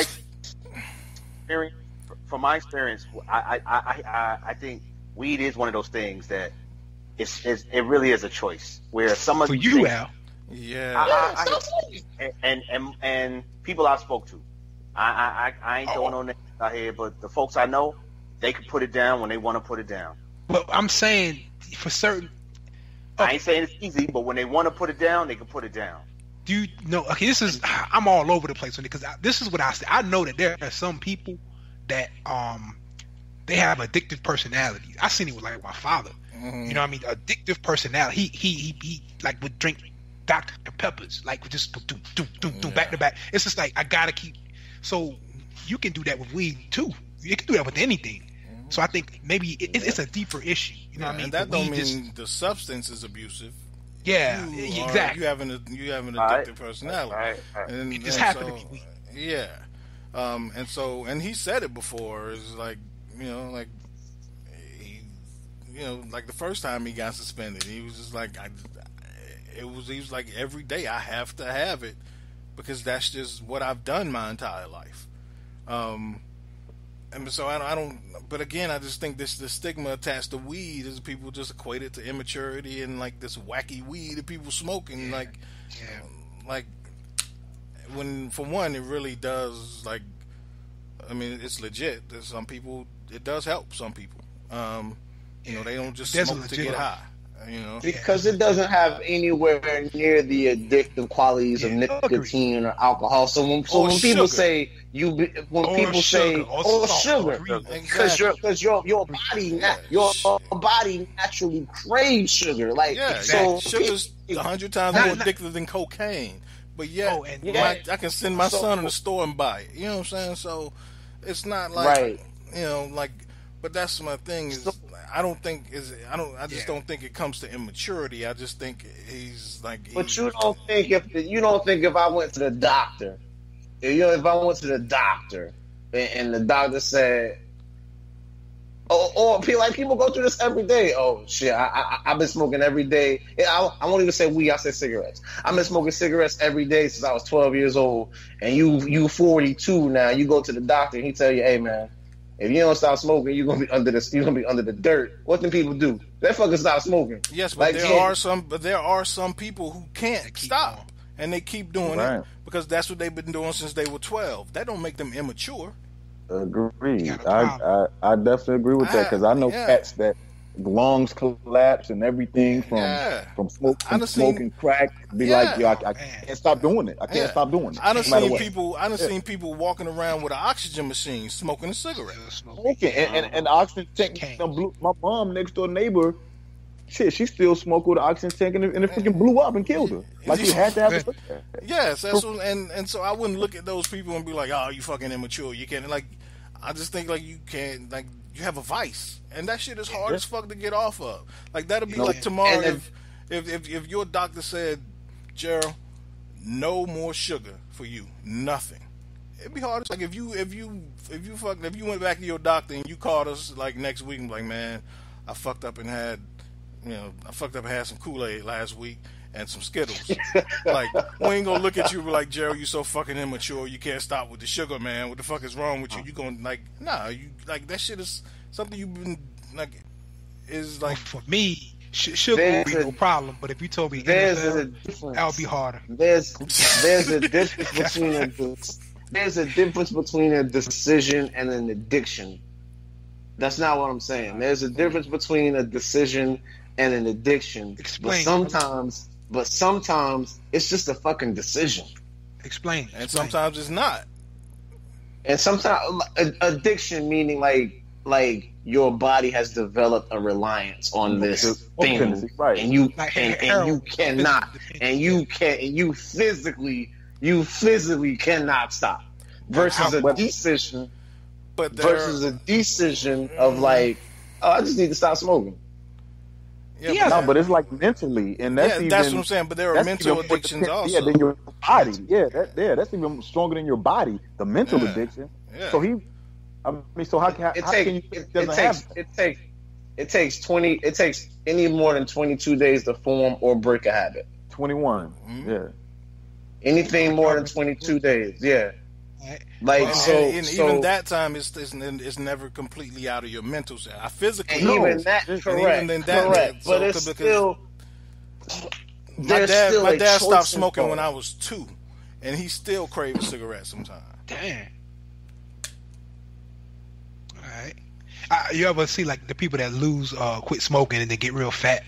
I think that's just part of that thing too. Like my aunt said it. Yeah. She had to keep putting something to her mouth. Exactly. You know. Yeah. It's mental. You know what I'm saying? Like it's mental. Like I know people that that try to stop smoking and like they cut out like it's rituals. So like some people have to wake up and smoke.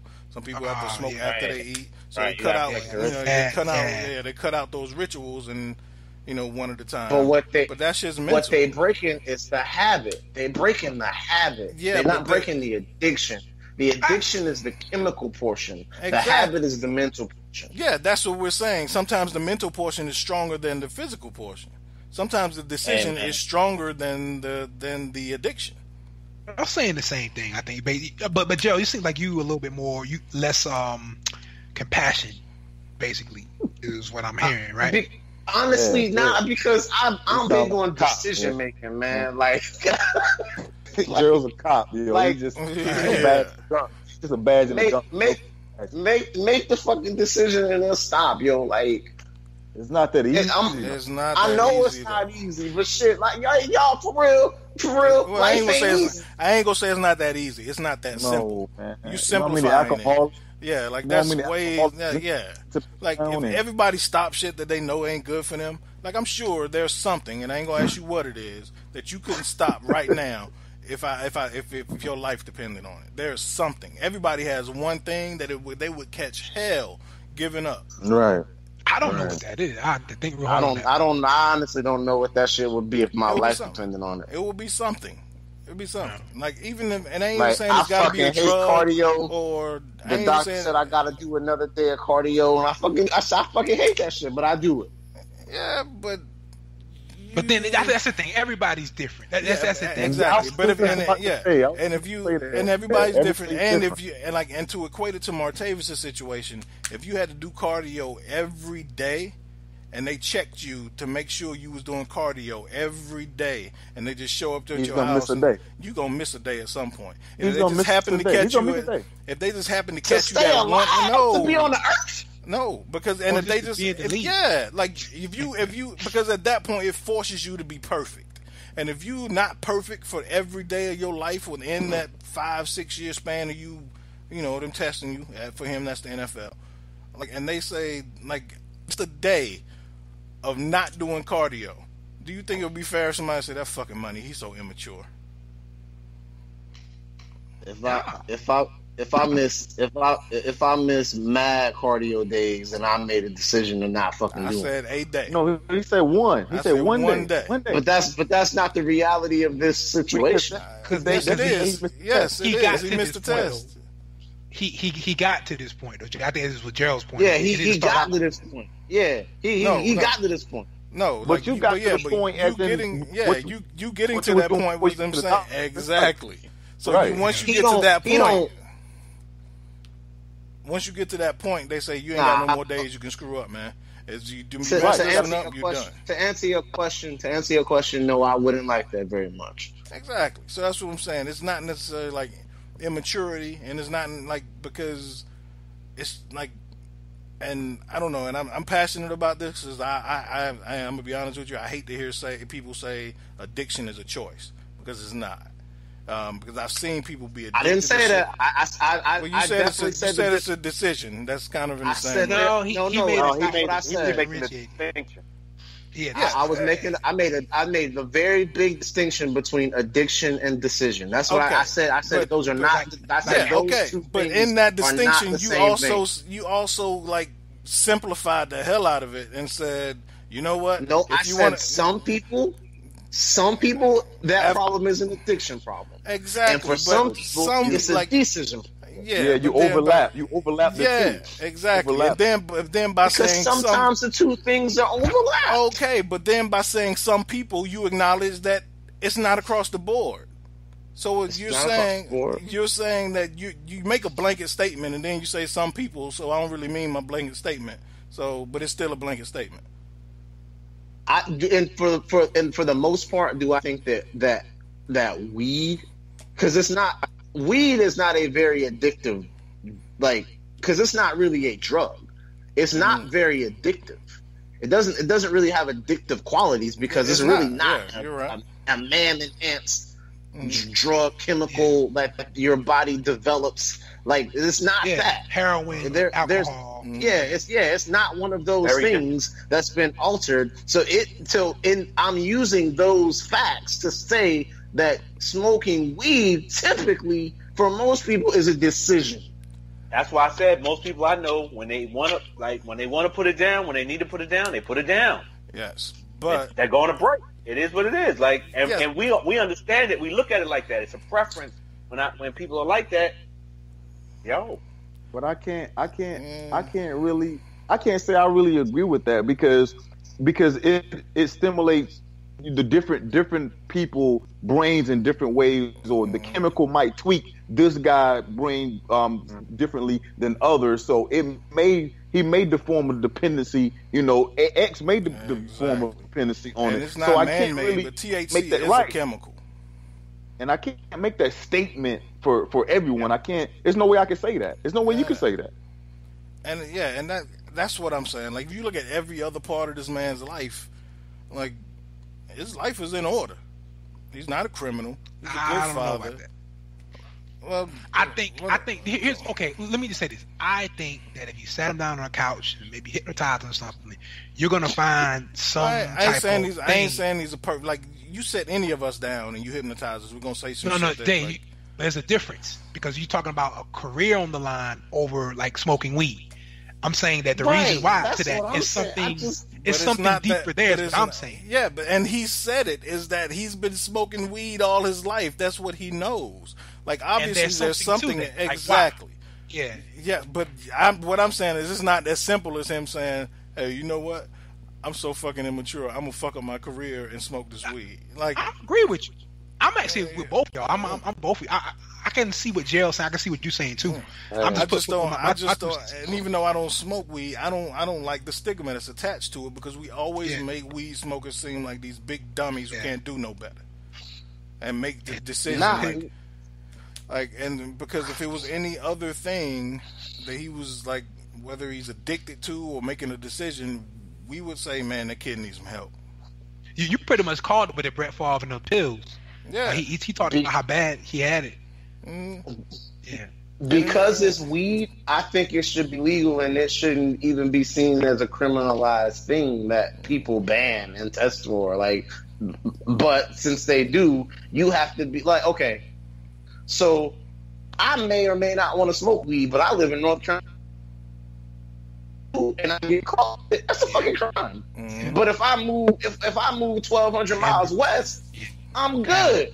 Yeah. So that's a decision. Like, so I feel what y'all saying. I feel what y'all saying about it could become an addiction in some people and all of that. I just agree with myself more.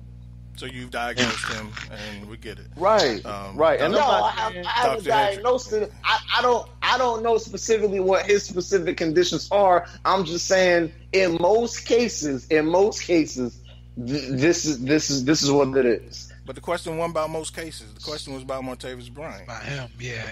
Do I think he done in the league? No, I don't think he done in the league. I think he get one more shot. I think he's too physically talented and. So I think he can sit out a suspension for a year and a half and come back and try to make one more go of it. But not if he continues to smoke weed every day for the next 5 years. So Jay, let me ask you this: and now will he be tested during this? Will he be tested during this year? I think he's done. Yeah. I'm asking. During this year, he got to sit out.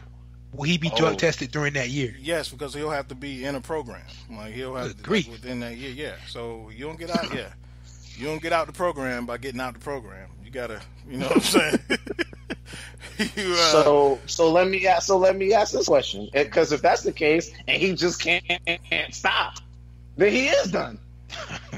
But this I don't get it, because this right here conversation, it just seems so.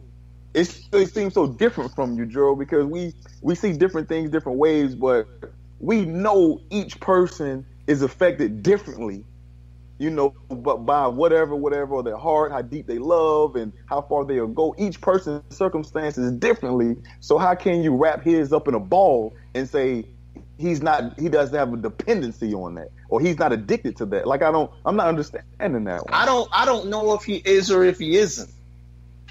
I don't know if he is or if he isn't. You're saying most. But I'm making a generalized statement that because there's not. I don't know. I don't know this for a fact. Okay. I'm just making a generalized statement about most people that smoke weed. It's a recreational activity that's not. I don't consider weed a drug. Like so what I'm saying is,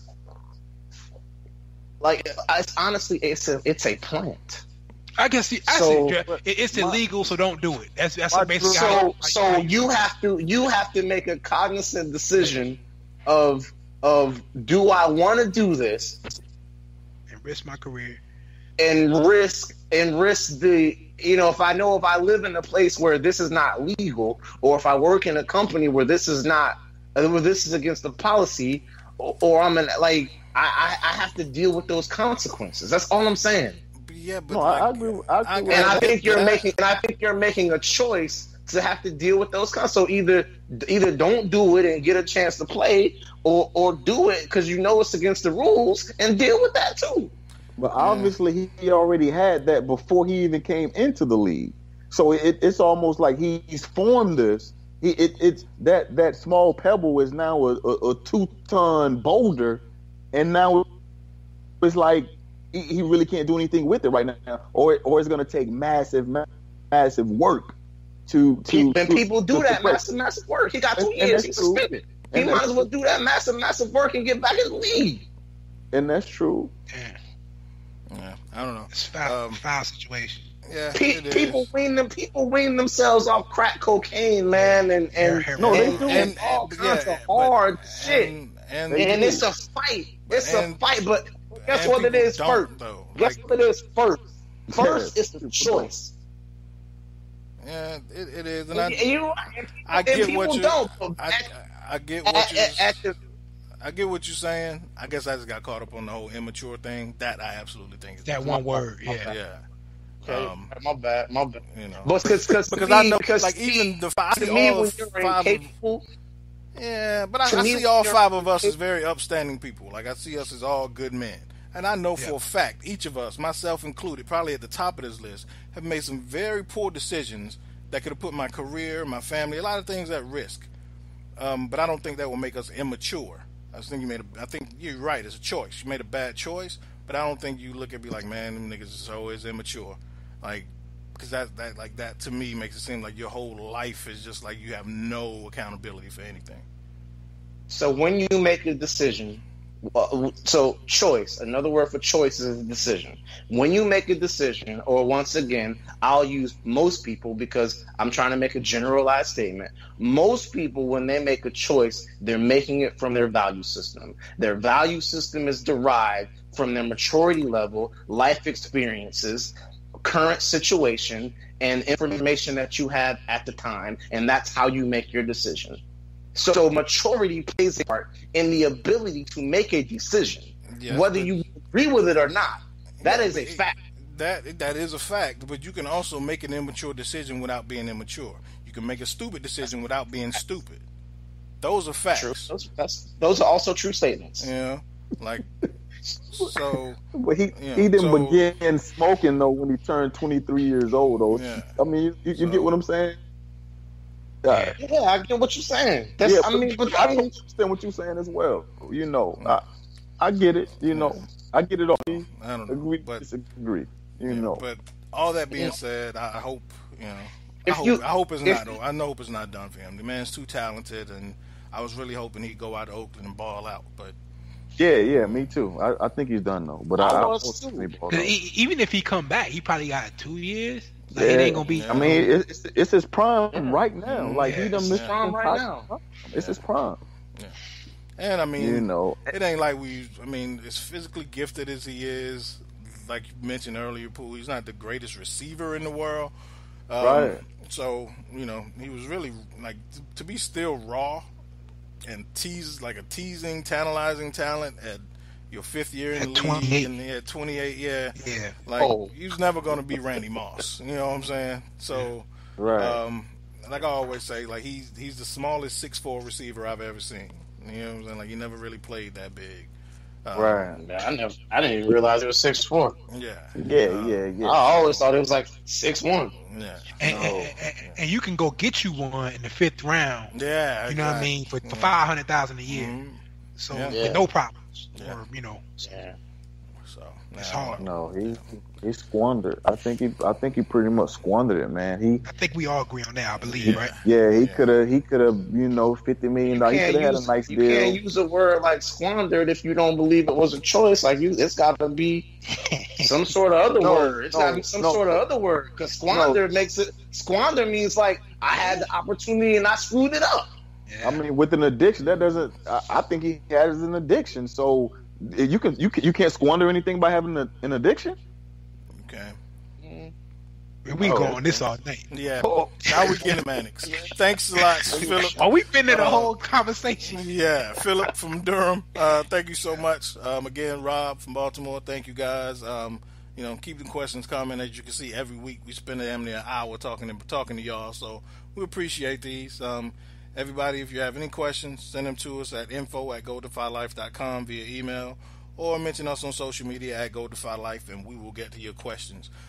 Gerald, Unc had a question that he messaged me on Facebook, but he did, but I didn't know what the hell he was talking about. And then at the end of it, he said, "Don't hit me back." So I was confused. I didn't know what to do.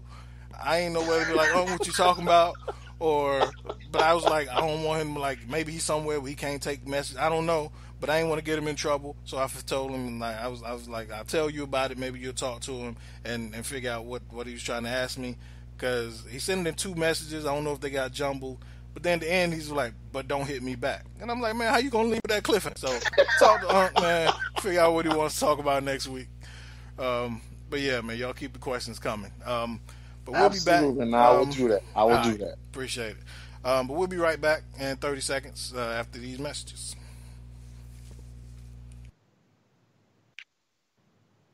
If you are a Power fan, please join us on Speak the Truth as we discuss the latest episode of Power. We can be found on godefylife.com or Spreaker. They say this is a big rich town. I just come from the poet's part. Bright like city life, I gotta make it, this is where it goes down. I just happen to come up hard. Legal or illegal, baby, I gotta make it. I never took a straight path nowhere. Life's full of twists and turns, bumps and bruises. I learn. We are back. Episode 73 of the Defy Life Podcast. That was promo from our very own Thomas Stevens hosted Speak the Truth. All you Power fans, definitely check it out. It's worth the listen. I think the season's winding down, right, Thomas? Yeah. All the turmoil and thriller is just winding down. I think we only have another episode or two, so that'll be it until next season. But it's been a wonderful ride, and hope you guys come on and join us for these last two roller coaster trips. Cool. Well, I put it. Hey man, that is a. Go ahead. That is a great show, Thomas. It is a great. I'm actually a faithful listener, and I just want to let you know that it's a great show, man. Thanks, man. I appreciate it. Yeah, man. I've as you know, Thomas, I'm not a Power fan, but I get wrapped up in y'all conversation. Like, I know these people, like, know what y'all talking about. I was like, man, oh, they killed Kanan. Hold on, I had to check with you, like, who was Kanan? Kanan is 50 characters, right? Oh, man, they killed Kanan. I ain't see that coming. Yeah, I remember you hearing but I listened enough to know that must be 50 characters. Let me check with Pooh to make sure, so I can make sure I got my storylines right. So when these people at work talking about Power tomorrow, I know what the fuck I'm talking about. So yeah, it was funny. Definitely a good show, man. And everybody also be on the lookout for we just added a new show to the Defy Life Network family. So everybody check out the Staley in English podcast featuring Coach Kurtz. Just brought those guys on board. Very good content from a very unique perspective from high school coaches who talk to students and high school athletes and recruits and other coaches and parents. Definitely worth checking out. So they just joined the Defy Life family this week. So salute to you guys. We are excited to have you on board. So on to we're gonna jump in really quick with some NFL talk. Our topics on NFL talk. But Pooh, this question is just for you. Very exciting trade for your Chicago Bears, picking up former Defensive Player of the Year Khalil Mack, edge rusher from the Oakland Raiders. What do you think Mack's impact is going to be this year and moving forward? Wow, that's first and foremost, I just want to say, first and foremost, I want to say I love it. I just said last week that, hey, we need to make a run at Khalil Mack and or Shane Ray. And I thought you were out of your mind for mentioning Khalil. I didn't think it would ever happen, but it happened. Yeah, hey, neither did I. And you hit me early. You was like, yo, Pooh, I think it's about to happen. I'm like, well, you know what? Everybody good? What's going on? You was like, boy, y'all about to get Mac. And I'm like, no way. Man, look, I think it makes, like I said, it makes everyone better. Our defensive line was solid. Our linebacker was solid. But then the addition of Raquan Smith, we're pretty solid at cornerback, even though I don't like Prince Amukamara. I don't care for him at all. But that's neither here nor there. Our safeties are good. Young. We got Action Jackson. He's a complete animal. He was in line for Defensive Rookie of the Year. I think he had 3 touchdown returns. So our defense just maybe we was 8th in the league last year. Top 8 in scoring, top 8 in run D, top 8 in pass D. So now I think that probably catapults us to top 2, top 3 in the league. We probably we don't have a lot of household names. We don't have a lot of household names on D. However, as a whole, as a complete collection, we play extremely well together. Our only deficiency was a player that could dominate and get to the quarterback, and we have that. Yeah. Well, it's going to be exciting. I'm looking forward to it, especially when Leonard Floyd gets back, see what they can do together. Exactly. Yeah, so it should be fun. So yeah, I just want to throw that out there to you. I know it's Khalil Mack's probably the the biggest name in Chicago's defense since '85. Since Julius Peppers. Julius Pepper was huge. He was coming off 5 straight Pro Bowls, probably 3 straight All Pros. Yeah. So Peppers was even there. In fact, probably like 5 straight All Pros. Yeah. Julius Pepper was a complete animal. So I think his Jared Allen was like Jared Allen. Wasn't Jared Allen there for a minute? Where? Jared Allen went there Chicago? Or was he? He wasn't there like at the end of his so. he wasn't there. Who else was? What other pass rusher did y'all have? Peppers and you had somebody else. We had Pepper's the only guy that I remember, so the other guy was probably complete trash. Yeah, Jared Allen was there in 2014. I thought Jared Allen was there. And we traded him to Jared Allen was 37 years old. Yeah, I'm saying the name recognition. The name. I'm saying the biggest name. Okay. He played like 6 games with us. He played 15 games. I'm saying, but y'all yell me down like he ain't never set foot in the state of Illinois. You know that man played for Chicago. You act me like I'm crazy. Like Jared Allen, he ain't never even wore a Cubs hat. You talking about he was in 15 games? 15 games, 5. Oh yeah, that man ain't never even ate a hot dog. You talking about he went to Rising Bar. Hey, it ain't scared my uniform, man. I'm just saying, but I forget about the newly penned Hall of Famer Brian Urlacher. So yeah, I guess not.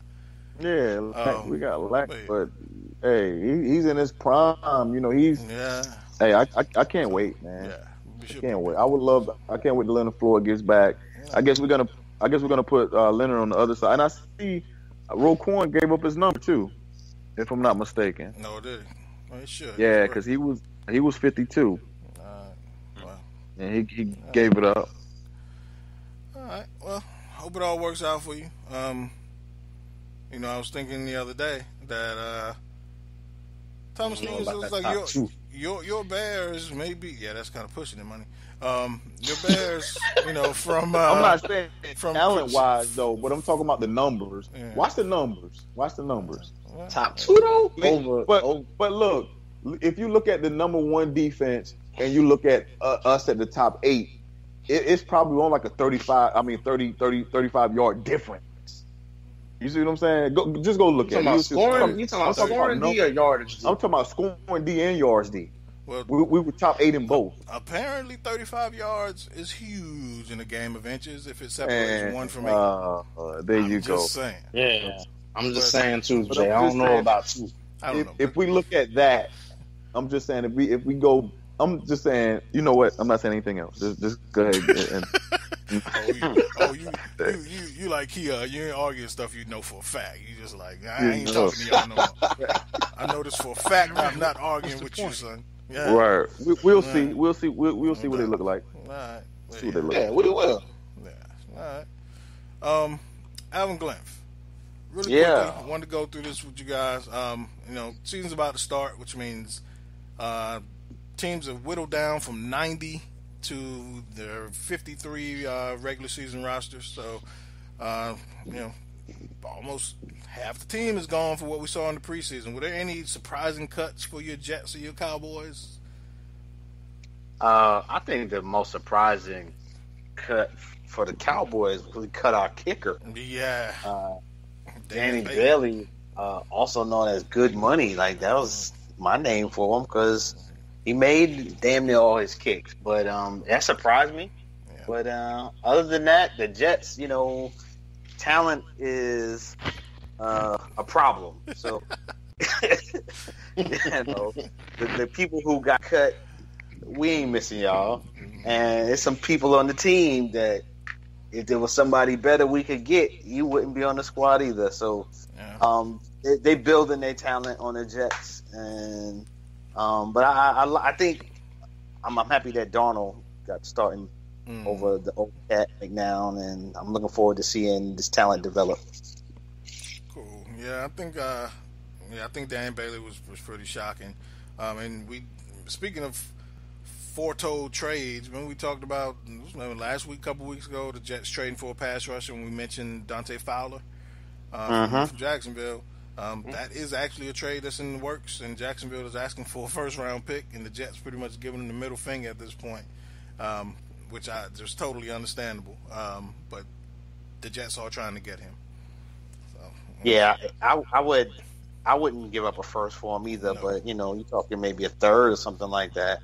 I would be interested because the Jets desperately need a pass rusher. Yeah. So I don't know. Keyonne, any surprising Falcons got cut, or did you even know that they were cuts? I can BS my way through this. Ron Parker was very shocking to me. Yeah. Newberry College's own Ron Parker. Oh, I didn't know that. Yeah. Oh, you for real with? Yeah. Well, all right. Newberry. All right. Well, and the Chiefs to pick him up like immediately. Yeah, they say he's gonna start. Yeah, brought him back. Yeah, he was with the Chiefs, got cut, and left as a free agent. Signed with y'all, got cut, and went back. So good for you, Ron. And he's gonna make the damn Pro Bowl this year, probably. So. Oh, that's the safety, Ron Parker. Yeah. Oh, he was pretty decent.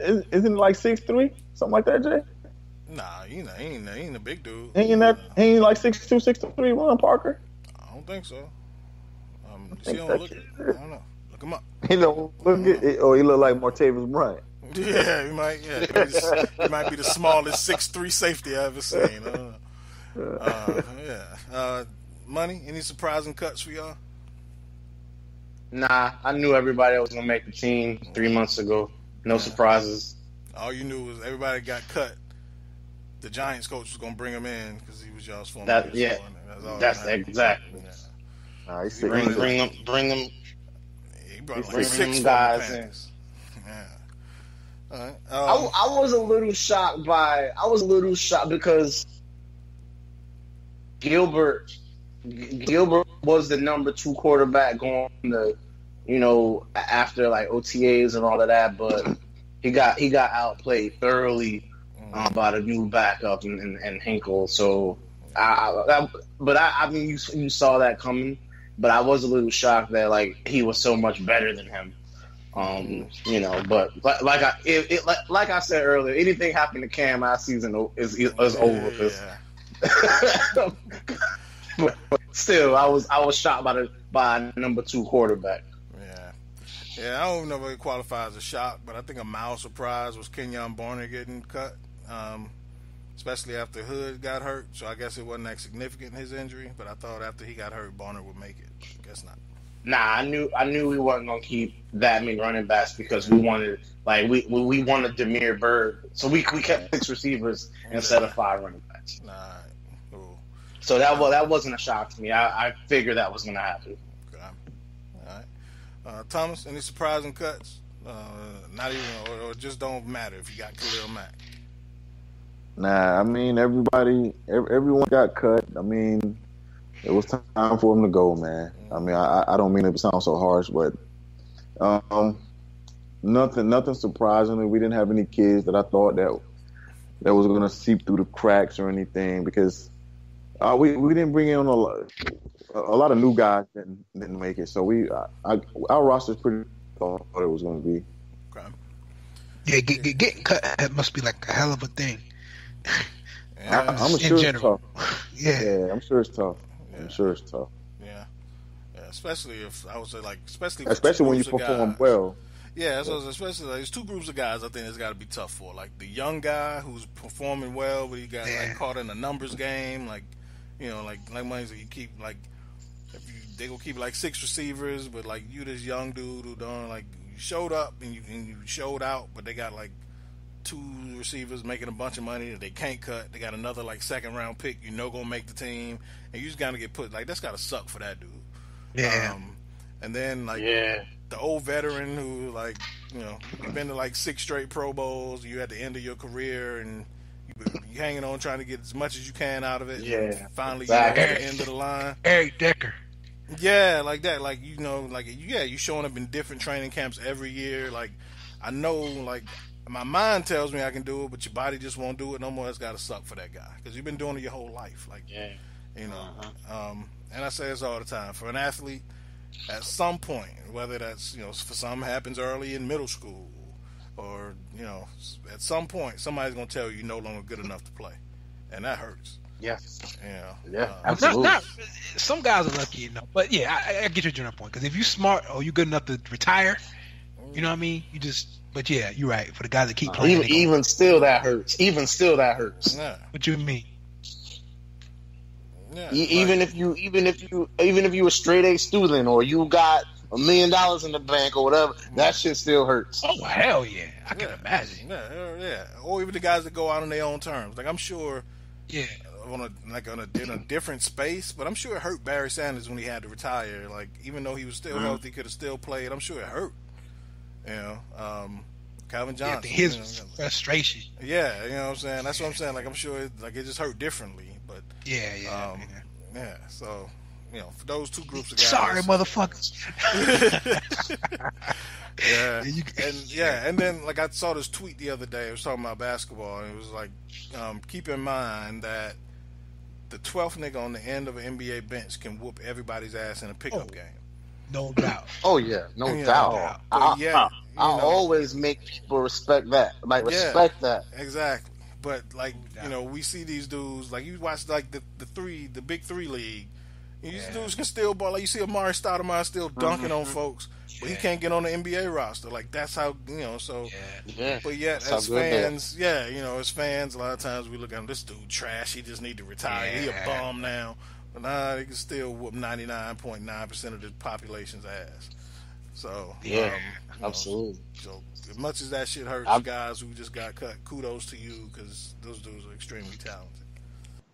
I tell that to people all the time. You go down to Wake Forest and you grapple with that number 12 guard on the bench if you want to. Yeah.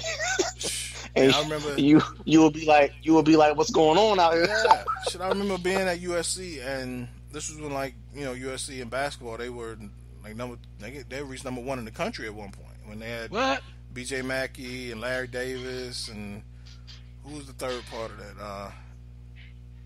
Melvin. Oh no, I don't remember back that far. But they were, they were number 1. So we'd be, in their off season, when it would be football off season and basketball off season, just playing running games in the intramural gym.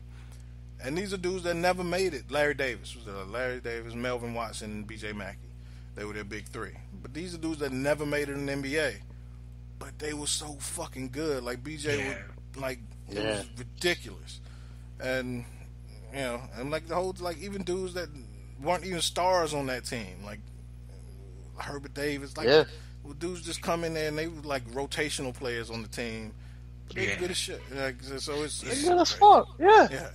So that's what you do all day. And even I don't want to, because that can minimize it too. Like, well, if I did that all day, I'd be good. These dudes are talented and how they do it. I tell people that all the time. Respect that, man. Yeah. People be talking about, you might have had a rough season, but it's people here like in Charlotte, they be talking about like UNC Charlotte players and they'll do this and do that, and I'm like, man, you get out there with the boys. And you get embarrassed, man. Exactly. And it was like, I remember at one point, like I was like, I was proud of myself. I could hold my own until like the game was on the line, and then like it's like, okay, it's winning time, and then BJ would just like pull up literally a half court, shoot a three, and end the game. I was like, shit, like turn up. Yeah, it was like these dudes been toying with us the whole time. But I guess if they came to football practice, it'd be the same way. In a sense, it's a little different in basketball because it's harder to hide people. Football, you can stick somebody out at corner or safety and hope that the quarterback can't get it to him. So I don't know, but yeah, needless to say, even dudes that we call bums are really fucking good.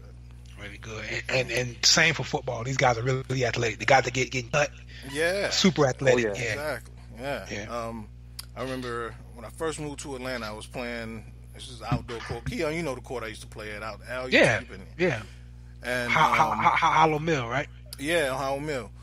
And dude, Philip Wheeler, y'all remember him? He used to play for the Colts and play linebacker. Philip Wheeler played for the Colts, the Raiders, Giants for a few years. He went to Georgia Tech.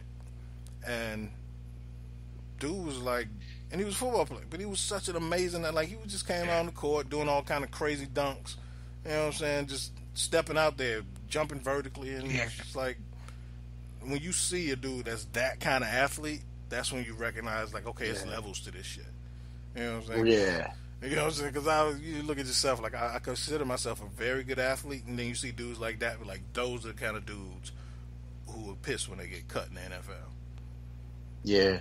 And the sad thing is, if they ain't got nothing else going, all that jumping and running, like, what else can you do? Yeah, and like, that was kind of him. Like, he was an athlete, but he never really stuck with any teams because he wasn't that great of a football player, but he was a hell of an athlete. But I mean, like, I'm talking about in life. Oh, what and like, being able to jump and run fast. Yeah. Like, what kind of skill set? Yeah, and I'm hoping for his sake, he went to Georgia Tech. He had something else going on. So okay, yeah. So I'm looking at a lot of these dudes be smart as hell. Yeah, he played with the Falcons. Yeah, that's what I'm saying. Yeah, that's him.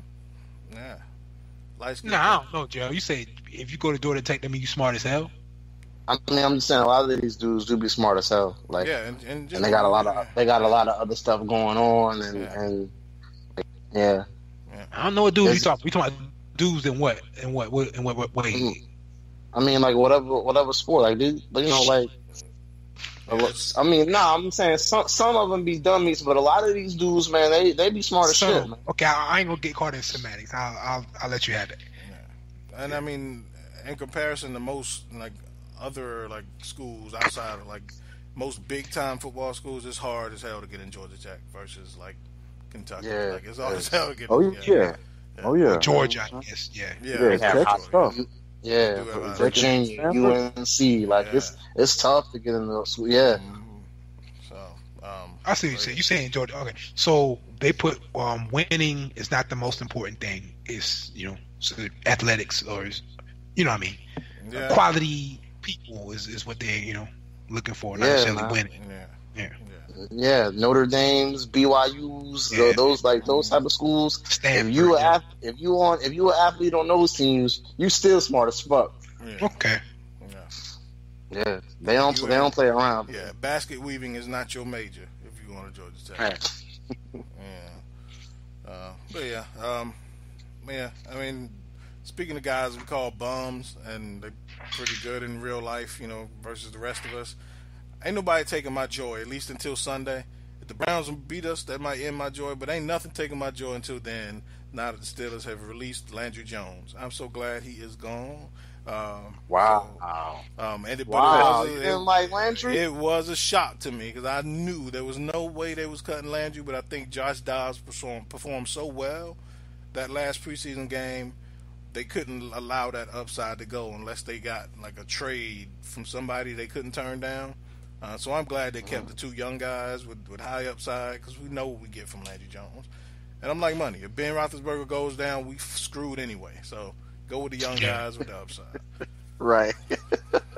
So hopefully we have to call Warren Moon or somebody. Yeah, man. So Colin Kaepernick. And I think it speaks volumes. It's been almost a week. I think it speaks volumes that Landry Jones hasn't been picked up by anybody. I haven't even got a meeting, so the league knows he's trash. So and that's the thing, like, quarterback. There's a quarterback deficit right now. Like they scrambling for like this is a perfect storm with this. Josh Osweiler's still in the league, man. Yeah, Paxton Lynch got cut. But they say the Panthers are looking at him. So he'll be back. He'll be back. Somebody's sound. They scrambling for quarterbacks right. They say the Panthers are thinking about signing Paxton Lynch. So. Man, no way. That kid is super trash. Yeah, he is. We just had that whole long conversation about not calling kids trash. But hey, hey. Paxton Lynch is trash, boy. Yeah, pretty much. Oh boy. Yeah. If he ever played a snap in Carolina, I'd put it up there with Jeff Lewis and Chris Winkie. Yeah. I mean, when I heard he got cut, I thought Jerry Jones was going to give him a look. Hey, I know Jones was kind of trying to work his way to get that kid on that team, but he has shown himself to be garbage. So, keep it moving. Yeah, I think Jerry kind of counting his blessings that he lucked in the DAC after Lynch was taken. He was like, well, I think we stay away from that draft class. We got what we wanted. It's like we got Zeke and Dak in the same draft. Screw Paxton Lynch. We've got enough from that class. Yeah. So, yeah, I don't know. Really quickly, we're going to touch on college football right quick, y'all. Any takeaways from week one? I know I don't really get like too deeply watching week one college football because, again, we always talk about games don't really matter at this point. It's like, not to me. Like, they just, as long as you don't lose, you straight. Yeah. And I guess how you lose. But, again, in college, I think it's when you lose, too. Like, I'd rather lose in week 1 versus week 10. So, yeah.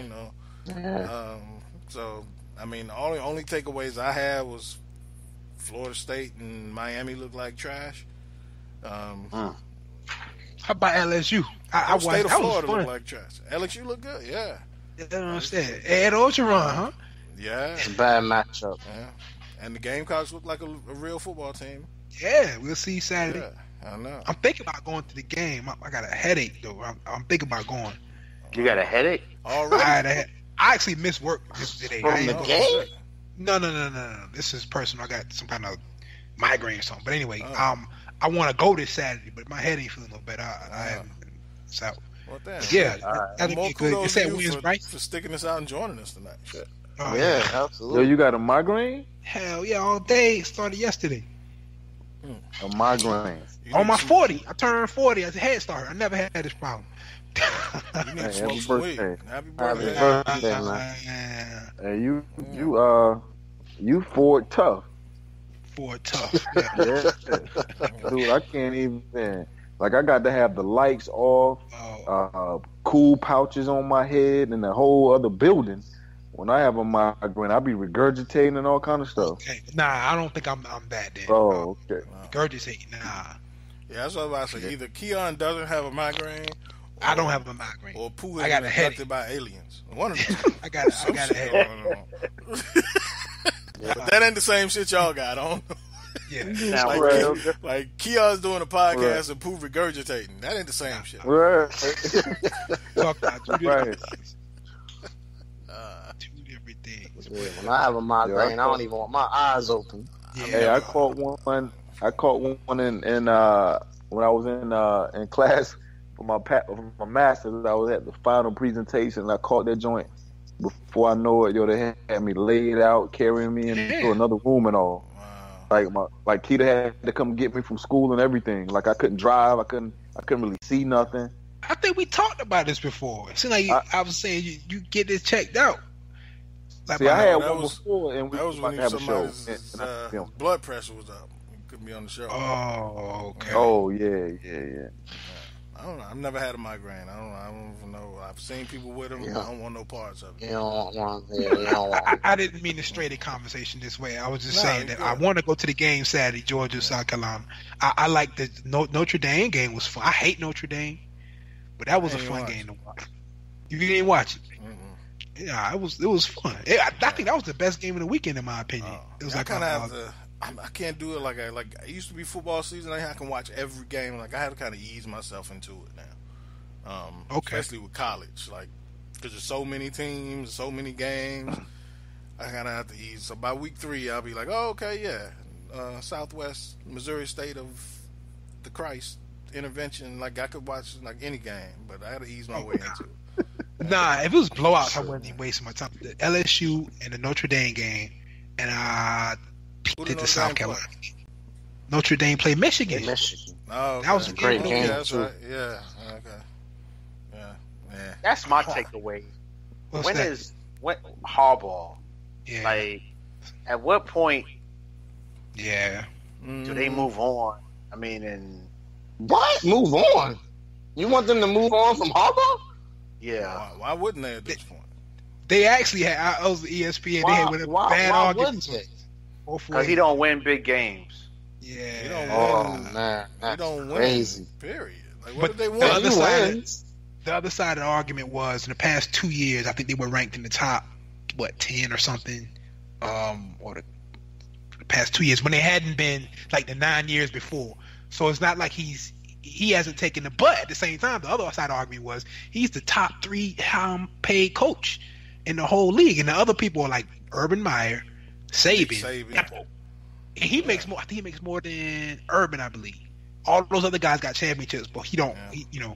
So I'm saying he only been. It's not. I mean, give him a little bit more time. See what happens. Here's my thing with Harbaugh, right? Like, for one, like he understands, when you're making that kind of money, at a school that, and you're at a school, it's not like you like at South Florida. Michigan it's one of them schools that recruits itself. Yeah, like you go to a kid in like any top recruit in Michigan, and you Jim Harbaugh, and you say you want to come to Michigan, he coming to Michigan. You can recruit anybody. So to be able to get any player you want and making that kind of money, and I think your expectation is you turn that program around like Urban Meyer did Florida, like he did Ohio State, like Nick Saban did Alabama, like instantly, like Nick Saban did LSU, like Dabo did Clemson, like you turn that around, like Spurrier did. Dabo didn't turn Clemson around instantly, like it was a process. Well. But Clemson was never the power that Michigan was. That's a different. So it took it like Clemson. But Clemson, he took Clemson from where it was to now. Clemson's in the same stratus, like atmosphere as Alabama. Like they can recruit anybody. You know. But Harbaugh only been in Michigan like 3 or 4 years. Exactly. It don't take that long when you're at Michigan. How long you want to give him? I think he served his initial 3-year deal like serviceably, and I want to say they competed for the Big Ten title like that first year, and I think they like he hadn't lost 6 games a year. That's the 3 years. Yeah, that's the argument. That's the argument. You said serviceably. He's making top 3 money. Yeah, like serviceably is what you want from the guy that's coaching like Vanderbilt. You know what I'm saying? Like even Carolina, like South Carolina right now, we take serviceably. You know what I'm saying? Like we take somebody to get us. You get 10 wins, you a legend. Shit. You know what I'm saying? You get 10 wins every year. But that's what I'm like. And I think the fact that that's his alma mater increases expectations even more. Yeah, I get all of that. If you need to beat Ohio State, exactly. You gotta like beat the Notre Dame. Yeah, or at least like I don't know, man. Like for everything that comes with Harbaugh, I don't think he's lived up to it. He's lost. This is his 4th year, so he's playing 3 bowl games, lost 2 of them. Mm-hmm. I know he lost to South Carolina last year. I was in fun. Yeah. But I don't know, man. Orange Bowl, Outback Bowl. I'm like, come on, man. Yeah, I don't know. Whatever they want. I think it's gonna be hard to fire him. Maybe they don't renew his contract or something, or they more mutual. What's gonna happen? I mean, the kid had one bad year. He had one bad year, and that was last year. Okay, how many? Let me ask. How many bad years has Nick Saban had at Alabama? Yeah. Man, come on. Alabama is not Michigan. No, Alabama wasn't. Alabama was not. You're right. When Nick Saban took over Alabama, they were not on the level that Michigan is. Or maybe I should say Michigan's not Alabama. Yes, they absolutely are. Gerald, this is how I would say it. Look at Magic Johnson with the Lakers. They expecting in championships pretty much, or you be in the finals.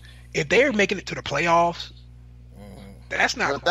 But that's unrealistic, man. I try to explain this to fans all the time. Like if winning was so fucking easy, like I get that, but if Matt Brown said it best when Texas fired him after all he did was win 10 games a year for 10 years. Like, it's not easy to go off and run off these 10, 12 win seasons, these conference championships, and all that. Like, it's 119 D1 schools. You're right, like, but Harbaugh hadn't even done that. Harbaugh went 10-2 his first year. Yeah, he went 10-2 the second year. He ended up like losing. He ended up losing the bowl game, which made him go drop 10-3. But he got two solid 10-win seasons, he ain't even won a conference title. Yeah, God, that's because Ohio State been dominant. Let me say one more thing. They ain't been winning them all. Yeah. Let me say one more thing. Wait. Then Penn State win one. Wisconsin might have won one. It ain't just been Ohio State running the Big Ten. Nah, Wisconsin lost last year to Ohio State.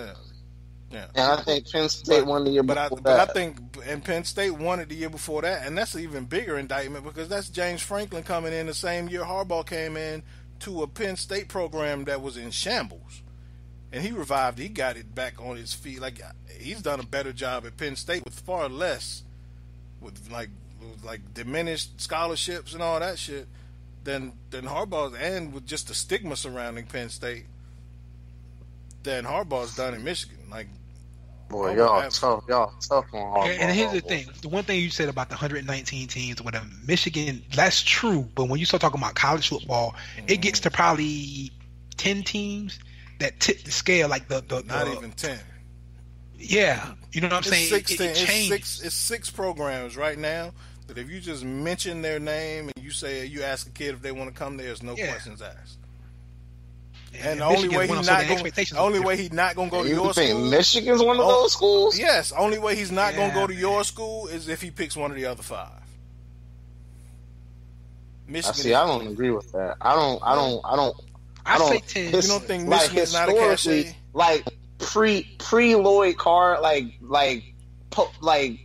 maybe 10 years ago, I would say that about Michigan. But not since they haven't really been winning Rose Bowls and shit. That's why he was brought in. He was brought in to do that, but the decline in Michigan was really like a pre-Harbaugh thing. That's what I'm trying to say.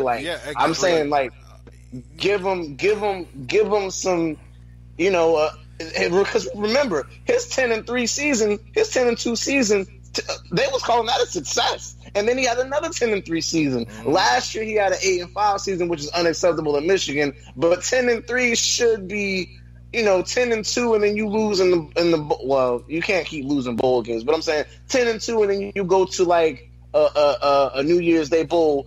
You should be good.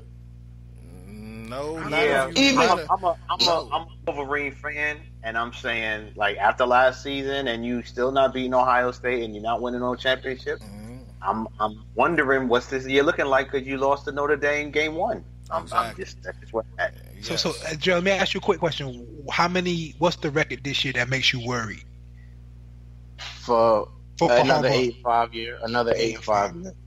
And anything less than 10 wins, and it's gonna be the hot seat for him. Really, in my opinion, he can't. I don't even think 9-4 does it. I think he's got to get 10 wins and be in that conversation for a Big Ten title, because the Big Ten's supposed to be up this year. Wow, I don't know. I just know if you're getting paid like a top 3, you getting paid top 3, and you being brought in into a even if you don't consider Michigan one of those top 6 schools, like I said, which I do, Michigan's no rebuilding program. You come into Michigan, you expected to win, and what concerns me most is that the return on the investment is getting worse. So, which makes me question his recruiting, because you were winning with somebody else's players, and as time goes, the results are diminishing. So, I don't know. In college, if you can't recruit and you can't coach, something's got to. There are great coaches who are not great recruiters, and vice versa. You got to be great at one of them. Hey Jay, let me ask, who are these 6? Is it Bama, Clemson, Ohio State, Georgia, Michigan? Oklahoma. Michigan does not fall in that same category with those schools.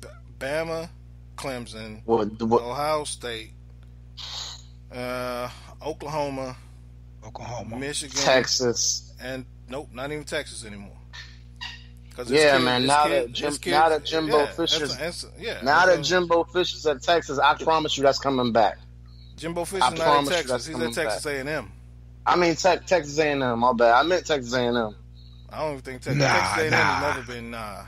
I agree with that. But so you said Bama, Clemson, Ohio State, Oklahoma. I want to Texas A&M was never in that category though. Texas A&M was never in that Yeah, but okay. Bama, Notre Dame, Clemson, Notre Dame's not even. They may be, Notre Dame or USC. Oh. Yeah, and I think Florida State's on the cusp of that just because of the name cachet, but I don't think they're there anymore. But I did you say Georgia? I said Georgia. I don't think Jay did. No, did you say Georgia, Jay? No, why you didn't say Georgia? They back-to-back number 1 recruiting class. Yeah, I think Georgia's creeping into that category now. But I'm saying, like, we look at track record. Like, we look at more than just like the last 2 years. We look at it like the last decade. I say Georgia. Georgia, baby. Killing it with the running back. Mark Rick could recruit, man. Killing it. That's why he got canned, because he had all that talent. Exactly. Like, and I ain't saying Georgia's like okay. If they 7, okay, fine. Okay, you can put them in 6. I ain't gonna argue with you. You know what I'm saying? Like, all right. Okay. You know what I'm saying? I ain't saying Georgia's like East Carolina or no shit, but still. So if we say 6, or we say, like, I think there are, 6-ish schools. Got it. Right. And Michigan's one of them. And if a kid turns you down, it's because he went to one of the other ones. Yeah. You know what I'm saying? Like, it ain't no kid turning down Michigan to go play at Tulane. Yeah. You know what I'm saying? So Jim Harbaugh. But he might turn them down to go play. He might turn them down to go play in Michigan State though, or Penn State. But that's Harbaugh's fault, probably. Yeah. Right? Well, at least Penn State, you're gonna go all the way to Pennsylvania. Yeah. Leave Michigan, go all the way to Pennsylvania. Yeah. That's like the coach ain't did something right. And again, I'm speaking generally. Of course, there will be outliers, and there'll be a kid who grew up a Michigan State fan, or his dad was the quarterback for Penn State. Like, you'll see that shit every now and then. You know what I'm saying? Like, shit, Deshaun Watson went to Clemson. He was in Georgia's backyard. You know what I'm saying? So there are outliers for all these. Yeah, you know what I'm saying? So, but for the most part, Jim Harbaugh can get any kid he wants. I agree. I'm just saying I don't. It's not like he's being like thoroughly out recruited. Yeah, but like Keyonne said, like when you're paid like an elite, like when you're paid like the best, you expect the best results, right? But that's Michigan. That's Michigan's fault. That's Michigan's fault for paying them. For paying him all that money. Okay, but who ain't talking he about hadn't fault. coached in college at Stanford. He hadn't coached in college at Stanford. Yeah, but if results aren't there, that's what I'm saying. If results aren't there, nobody give a fuck about fault. Whose fault is it? Nobody care about that. All we know is the results aren't there. Yeah, he ain't do it. All right. Well, fire him in and bring in who? That's a good question. Fire him and bring in who? Yeah. Yeah, because we take him down in Chapel Hill because I can't stand Larry Fedora, so I never. That's what I was about to say. That's because you got Larry Fedora. I mean, like, but that's the good question. Who you gonna get? It ain't like there's a long line of people ready. There's long lines of guys like. I mean, it's a lot. Yeah. A lot of coaches out there. I mean, man. You think, like you just said, like Jimbo Fisher to come coach in Michigan, though. I think the list gets shorter when you talk about these huge programs that are going. And let's get shorter when you talk about these huge programs. But it happens every year, though. Texas just hired Tom Herman. What's the guy just went to Florida State after Jimbo just decided to up and leave? Like, there are guys. But they already unhappy with him. Like, so that's what I'm saying. Like, this is such a competitive. Yeah, like it's such a competitive thing, man. Like but that ain't. When has it not been? When has it not been a competitive thing? I'm just saying, like, as much as I can't stand Duke, Coach Krzyzewski says the best, man. Like, he's like, I'm glad Duke is always giving me the patience. So, like, if Duke treated me like some of these colleges treat these coaches now, like, I would have been gone. Yeah, like, sometimes you got to give these coaches, sometimes you got to give these guys a few years to see what they can do, man. That's all I'm saying. We'll pay him and so, That's what I was about to say. And we'll pay you with like, Yeah, true. You know, and so but Michigan could have made that decision with Harbaugh. Right. They could have said, man, you ain't won the Rose Bowls, like. You know, but we'll give you all that. We'll give you all that when you win a Rose Bowl or two. Well, yeah, you're right. They could have, but they didn't. He could have said, "I'm not going to take this money until I do," but he didn't. Oof. You knew he wouldn't get that. Okay, exactly. That's what it goes both ways. He could have done a lot of shit, but he took the money and he ain't producing. Yeah. All right. Question of the week. We got like 30 minutes left. Question will be really quick. I got a feeling most of us ain't going to go too deep into the subject, but I wanted to ask this. Thomas Stevens, what's the most upset? What's the maddest you've ever gotten on the show? You remember? He left to see his tank. I think Thomas is gone. Oh, he must have had a migraine. Yeah. Alvin Glymph, what's the most upset you've ever been on the show? Man, I couldn't really remember. It probably had something to do with LeBron though and Kobe. I'm just guessing, but yeah, I couldn't remember a specific incident. But that's probably, if I was guess it was probably one of those conversations. Okay, all right, Keyonne. It's a few of them until I figured out you a troll, and that's when it gets harder and harder to get me there. But one of them was like Lonzo Ball, and we was arguing about that hard. I'm screaming, and then 2 weeks later you took the exact opposite position. Like, oh, this nigga, I didn't say that. See what you did. So, but all the instances I can think of have been that you kind of go pick both sides of the argument different weeks. So, Yo, Keyonne, you say that a lot too. You say that at least once a week. Oh, it's true. It's true. So now I figured it out. I don't get as mad. But he don't ever have any evidence of it. Like, he always saying, I do it. He don't have no evidence. He always keeps saying, I'm gonna go back and listen to this show. He'll never do it. Like, I know the Lonzo Ball things. I didn't even gotta. I can go back and find the show. I remember, it was Thanksgiving week. I remember that shit. I was sitting in the car at the time. But anyway, what were we talking about? Talk about Lonzo Ball. What the fuck I said? Lonzo. Oh, it's something. He's not that good or something. I'm like, he is good. Blah blah. And then like 2 weeks later, you go back and like he is good, and it's like you just said the exact opposite of what you had said 2 weeks before. When I'm screaming at you about it. And I was like, okay, I see. So I don't have a right to change my mind, is what you're saying. Not in 2 weeks when you're that passionate. Oh, it's troll. So it takes a month to change my mind. Okay, I get it. Maybe 6. Give you 6 weeks. 6 weeks change my mind. Okay, you got it's troll. You know how to get people going, or get me going at least. Well, it was unintentional, sir.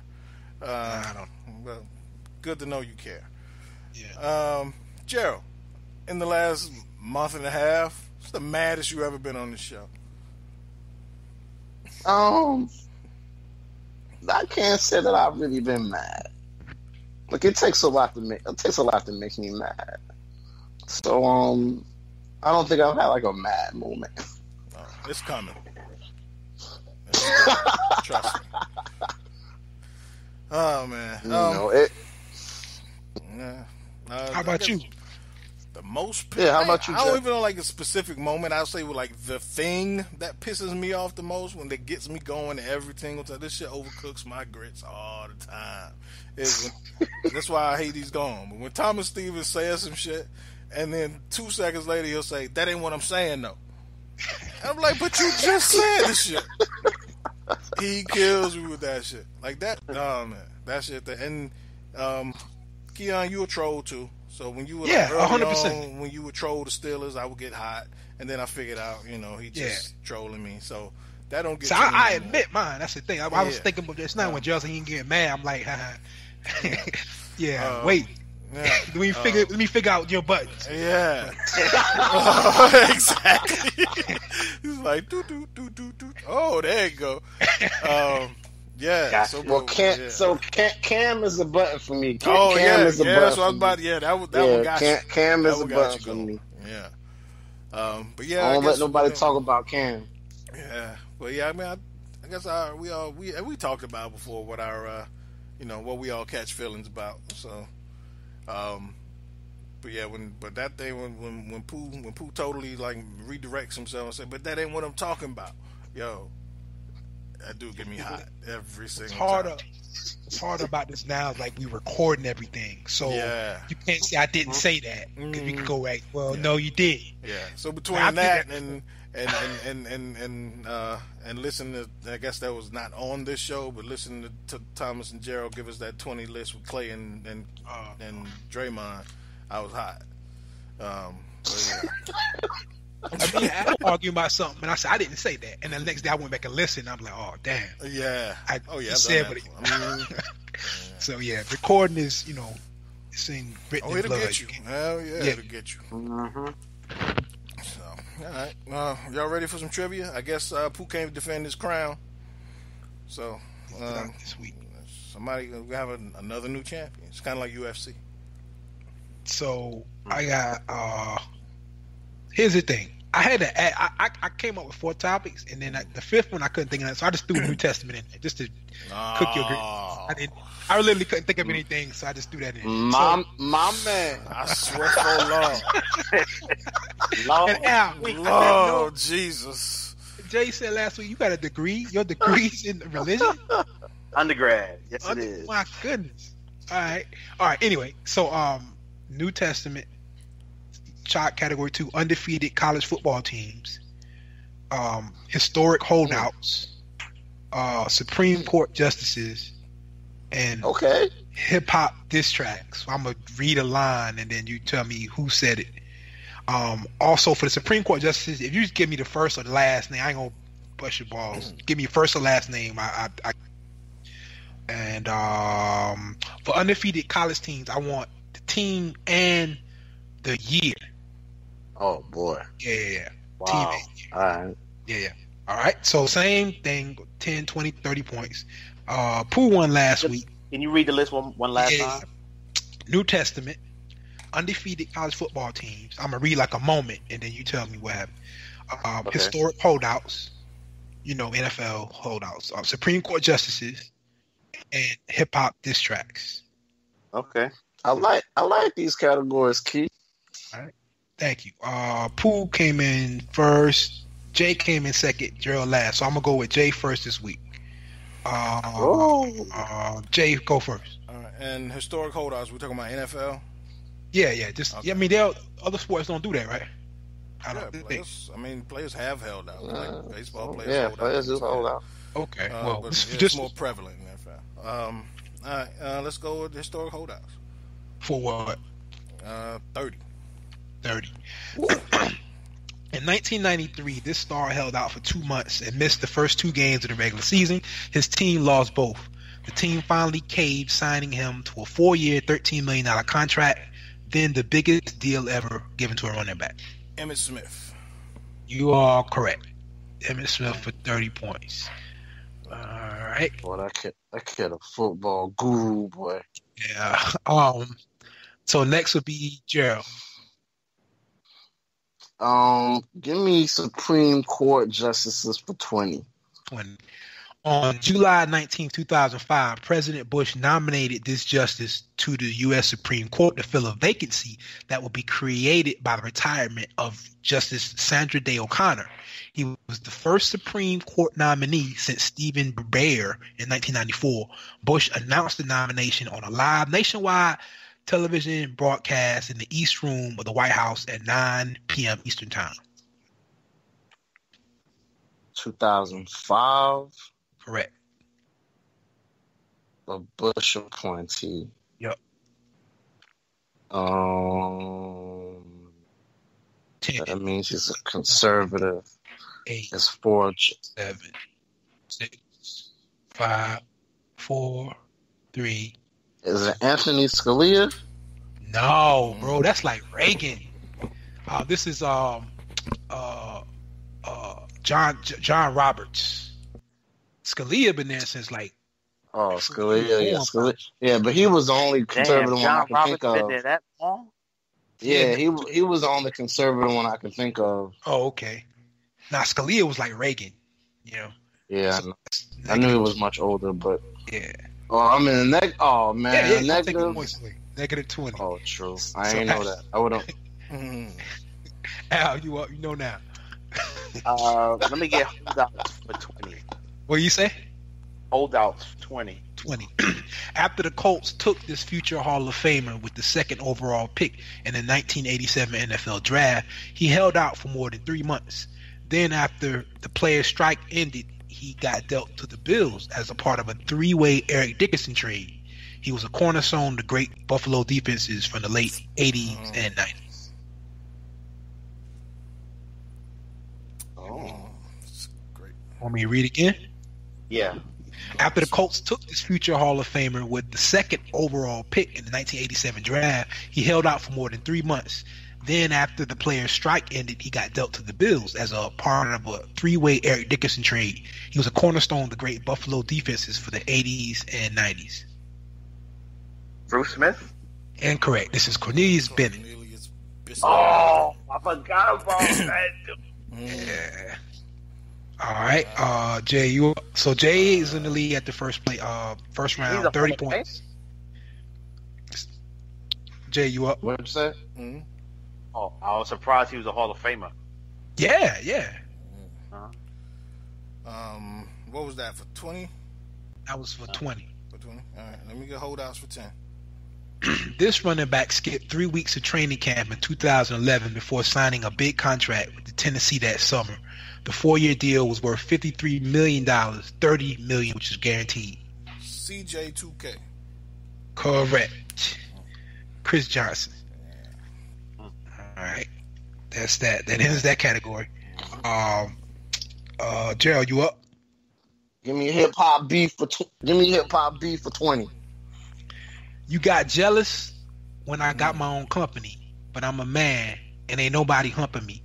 Trying to sound like America's most. You could yell all day, but you don't come close. 'Cause you know I'm the one that flowed. Y'all done run 100 miles, but you got the one to go. With the LENCHMOB, y'all disrespect the CP.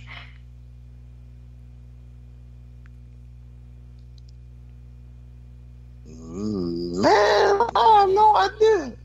That should be a layup. When we read it again? Read it again. You got jealous when I got on my own company, but I'm a man and ain't nobody humping me. Trying to sound like America's most. You could yell all day, but you don't come close.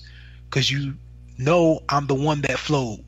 Y'all done ran 100 miles, but you still want them to go. With the LENCHMOB, and y'all a disgrace to the CP.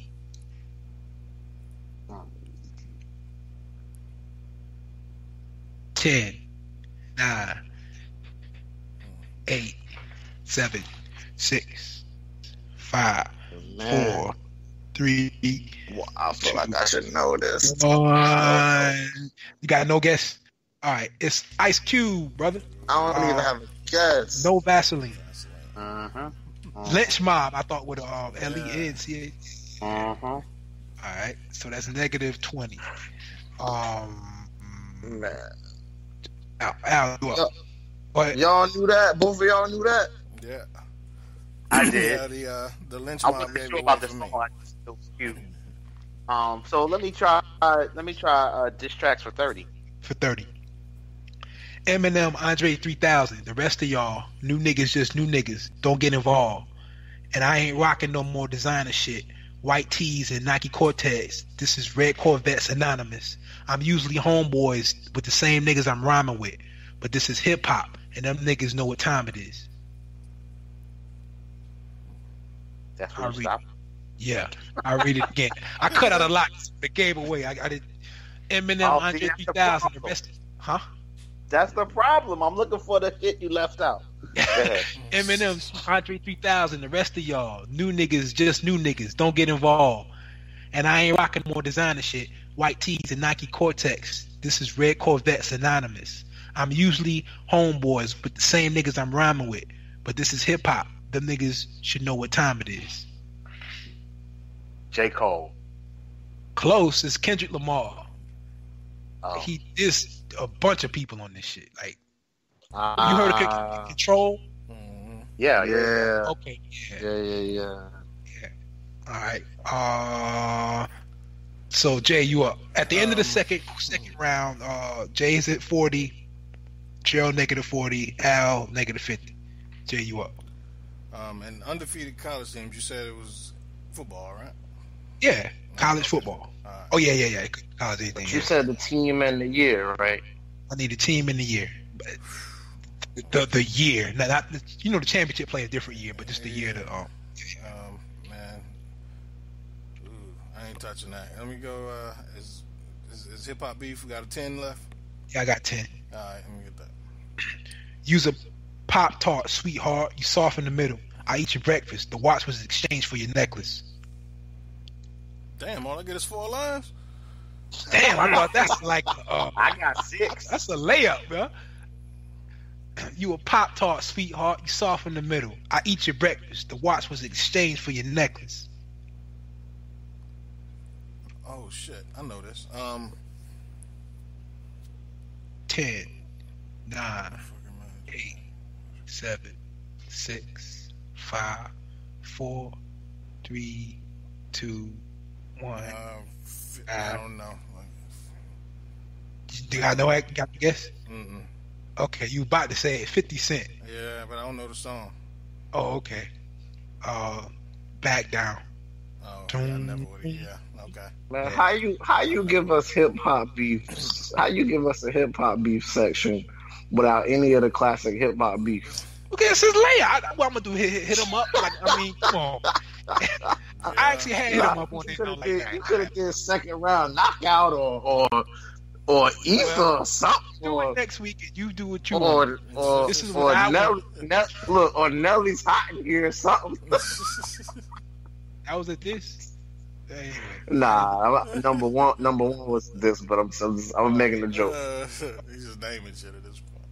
Yeah, give me New Testament for 30, man. Golly. Who wrote most of the books in the New Testament? Man. Again, I only ask questions I know the answer to. I would not have answered that. This is layup for me. Who wrote most of the books in the New Testament? The Apostle Paul. Okay, you are correct. What was the hesitation?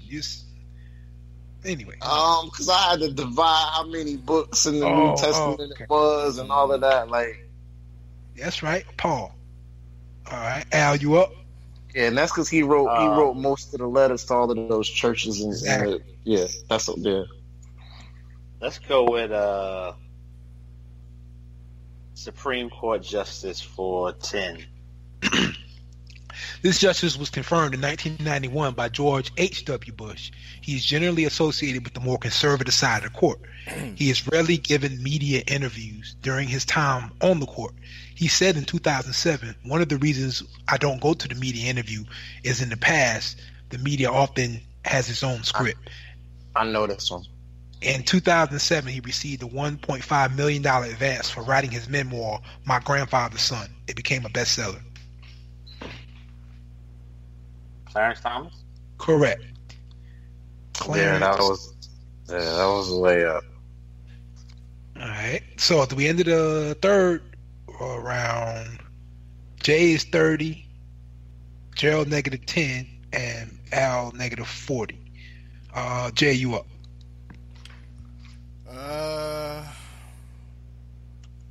Let's go undefeated for 10.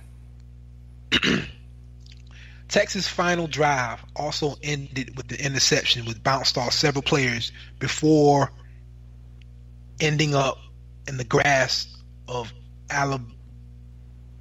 Whoa, fuck. I fucking didn't edit this shit. I thought I did. Hold on, let me see.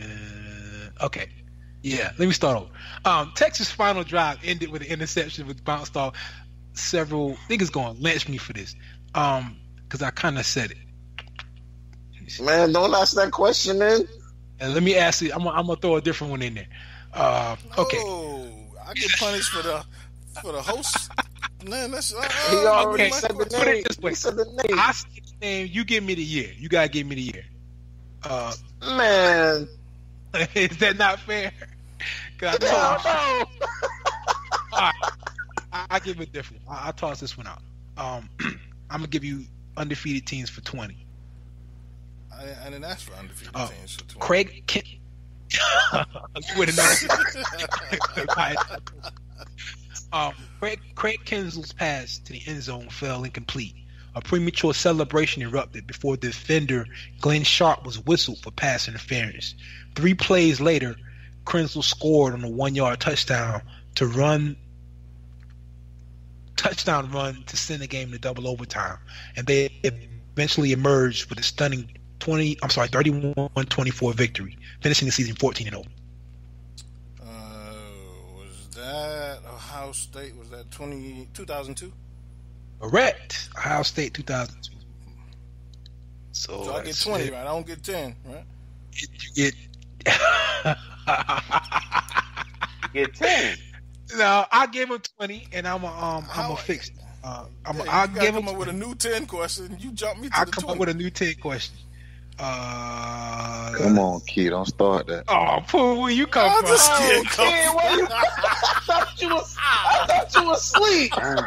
Voice is I went in and got the questions ready and everything. I had to go back and get on the show. Oh man. Okay. Don't start that, Key. We got 9 minutes left. I had to. So, this is Jay got 20. So, Gerald, you up? Give me that new for 20. New Testament 20. What is the common name given to the first 4 books of the New Testament?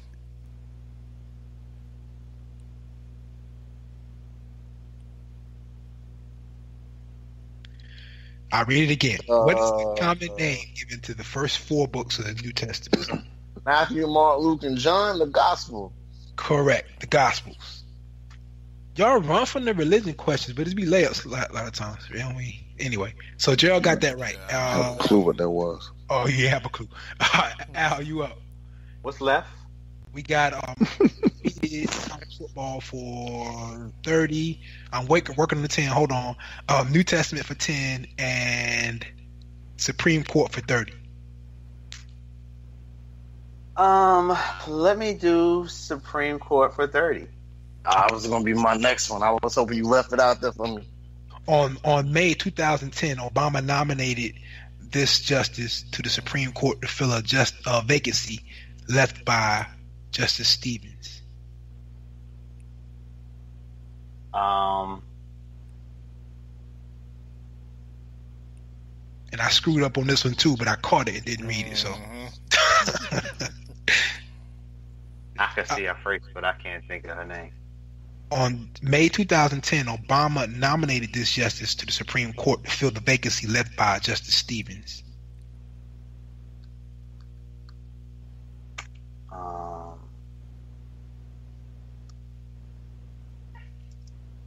Where that countdown at? Where that countdown at, kid? Doing some other things. 10. 8. I'm gonna go with the Latina woman. That don't get no. First and last thing. 7, Black guy. 6, 5. You went back up to 7. Turn the wrong way. I need an answer. 47. First and last thing. I don't have one. Okay, it's 106. Elena Kagan is her name. Did any of y'all knew that? Nah. I was thinking it was the Latina woman too. That's No, I'm serious. I can't remember her name, but I was thinking it was her. I know who I was talking about. Okay. As we enter the last round, Jay is up 50, Gerald with 10, Al with negative 70, and points are worth double on this one. Hold on. Damn, arrogant handle. Manhandled. Damn. Okay, I got it. Okay, so we got undefeated for 10, undefeated for 30, and New Testament for 10. Next up is Jay. JR. Yeah. right, so is there any like year limit? You going back to like 1960s and shit with this undefeated thing, or it's a defeated college football team? So it can be the beginning of time. Yeah, 1902. Let's go. And I'm up by how much? I got what? How much? Got 50. Gerald got 10. Al got 7. These are double points. You caught, kid. Let's go. Swing for the fences. I'm gonna let Gerald swing for the fences. Yeah. I'm going for 10. New Testament or undefeated college football team? New Testament. That's what he want. Okay, undefeated. Yeah. We got 5 minutes. Okay, hold on. I'm perfecting this question. Okay. Hold on. Okay, got it. Quarterback Chris Winkie would win the Heisman Trophy the following year, but this team capped off an undefeated season, which it was the wire-to-wire number 1 team in the AP poll and a win over Virginia Tech in the Sugar Bowl. Repeat that question. Quarterback Chris Winkie would win the Heisman the following year, but this team capped off an undefeated season in which it was the wire-to-wire number 1 team in the AP poll with the win over Virginia Tech in the Sugar Bowl.